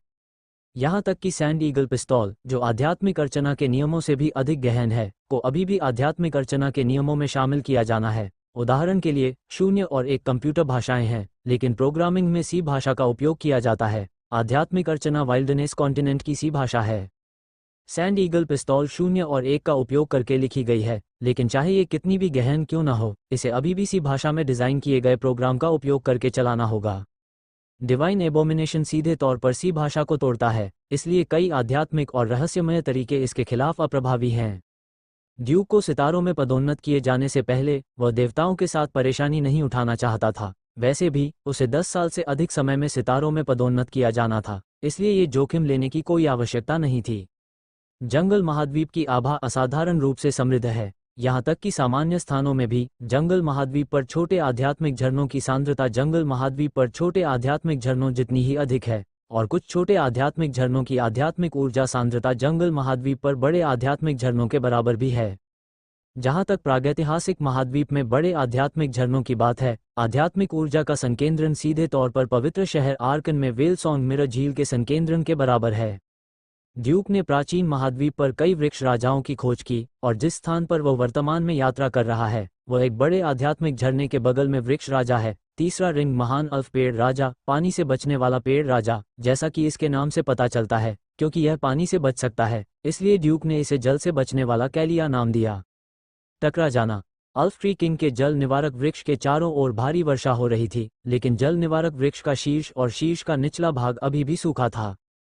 अदृश्य आभा आवरण जलरोधी वृक्षों के तने को इस प्रकार ढक लेता है कि वर्षा का पानी भी अंदर नहीं जा पाता। यहाँ अभ्यास करना काफी आरामदायक है। ड्यूक खुशी से पानी को आश्रय देने वाले पेड़ के तने पर पैर मोड़कर बैठ गया। प्राचीन महाद्वीप में अक्सर बारिश होती थी, जिससे वातावरण नम और उदास हो जाता था। हालांकि यहाँ पानी को आश्रय देने वाले पेड़ पर यह हमेशा सूखा रहता था। प्रत्येक श्वास छोड़ने और लेने के साथ आध्यात्मिक ऊर्जा छाती और पेट से बाहर निकलती है और फिर आध्यात्मिक समुद्र द्वारा अवशोषित कर ली जाती है। उबलते हुए आध्यात्मिक कणों में बदल जाएं, छठे वलय की ओर बढ़ें, ड्यूक के अभ्यास में योगदान दें। ठंडा उजाड़ महाद्वीप, जहां सभी चीजें ऊर्जा से भरी हैं। प्राचीन उजाड़ महाद्वीप, जहां आध्यात्मिक ऊर्जा सुगंधित है। बर्बर महाद्वीप, जहां आत्मिक जानवर ऊर्जा और रक्त से भरे हुए हैं। ये तीनों दुनियाएं ऐसी हैं जैसे कि एक क्यूई सागर के विकास पर ध्यान केंद्रित कर रही है, एक रक्त सागर के विकास पर ध्यान केंद्रित कर रही है और दूसरी आत्मा के विकास पर ध्यान केंद्रित कर रही है, महासागर। निश्चित रूप से इन तीनों दुनियाओं में ठंडे महाद्वीप और जंगली महाद्वीप में मूल निवासी हैं, लेकिन वे तीन समुद्रों को नहीं खोल सकते हैं। जंगली महाद्वीप में तो कोई भी मूल निवासी नहीं है।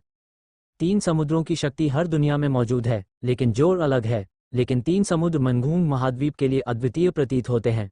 ड्यूक ने लापरवाही से सोचा, इस तरह मनगूंग महाद्वीप में तीन समुद्रों की शक्ति संतुलित है, लेकिन उत्कृष्ट नहीं है। निर्जन महाद्वीप में आध्यात्मिक ऊर्जा का संकेंद्रण निर्जन महाद्वीप जितना अच्छा नहीं है। आध्यात्मिक जानवरों की ऊर्जा और रक्त शक्ति निर्जन महाद्वीप जितनी मजबूत नहीं है, और सभी चीजों की ऊर्जा ठंडी बंजर भूमि महाद्वीप जितनी अच्छी नहीं है। जहां तक काले उजाड़ महाद्वीप का प्रश्न है, ऐसा प्रतीत होता है कि तीन समुद्रों की शक्ति भी संतुलित है, लेकिन वर्तमान में इसका अधिकांश भाग दैवीय बुराई द्वारा नष्ट कर दिया गया है और बुराई सबसे मजबूत उपस्थिति बन गई है। जियाई फोन रखते समय कड़ी मेहनत कर रही है। ड्यूक ऊब गया था, इसलिए उसने विशेष तारों वाले आकाश से एक नोटबुक और एक कलम निकाली और उन पर बेतरतीब ढंग से लिखना और चित्र बनाना शुरू कर दिया।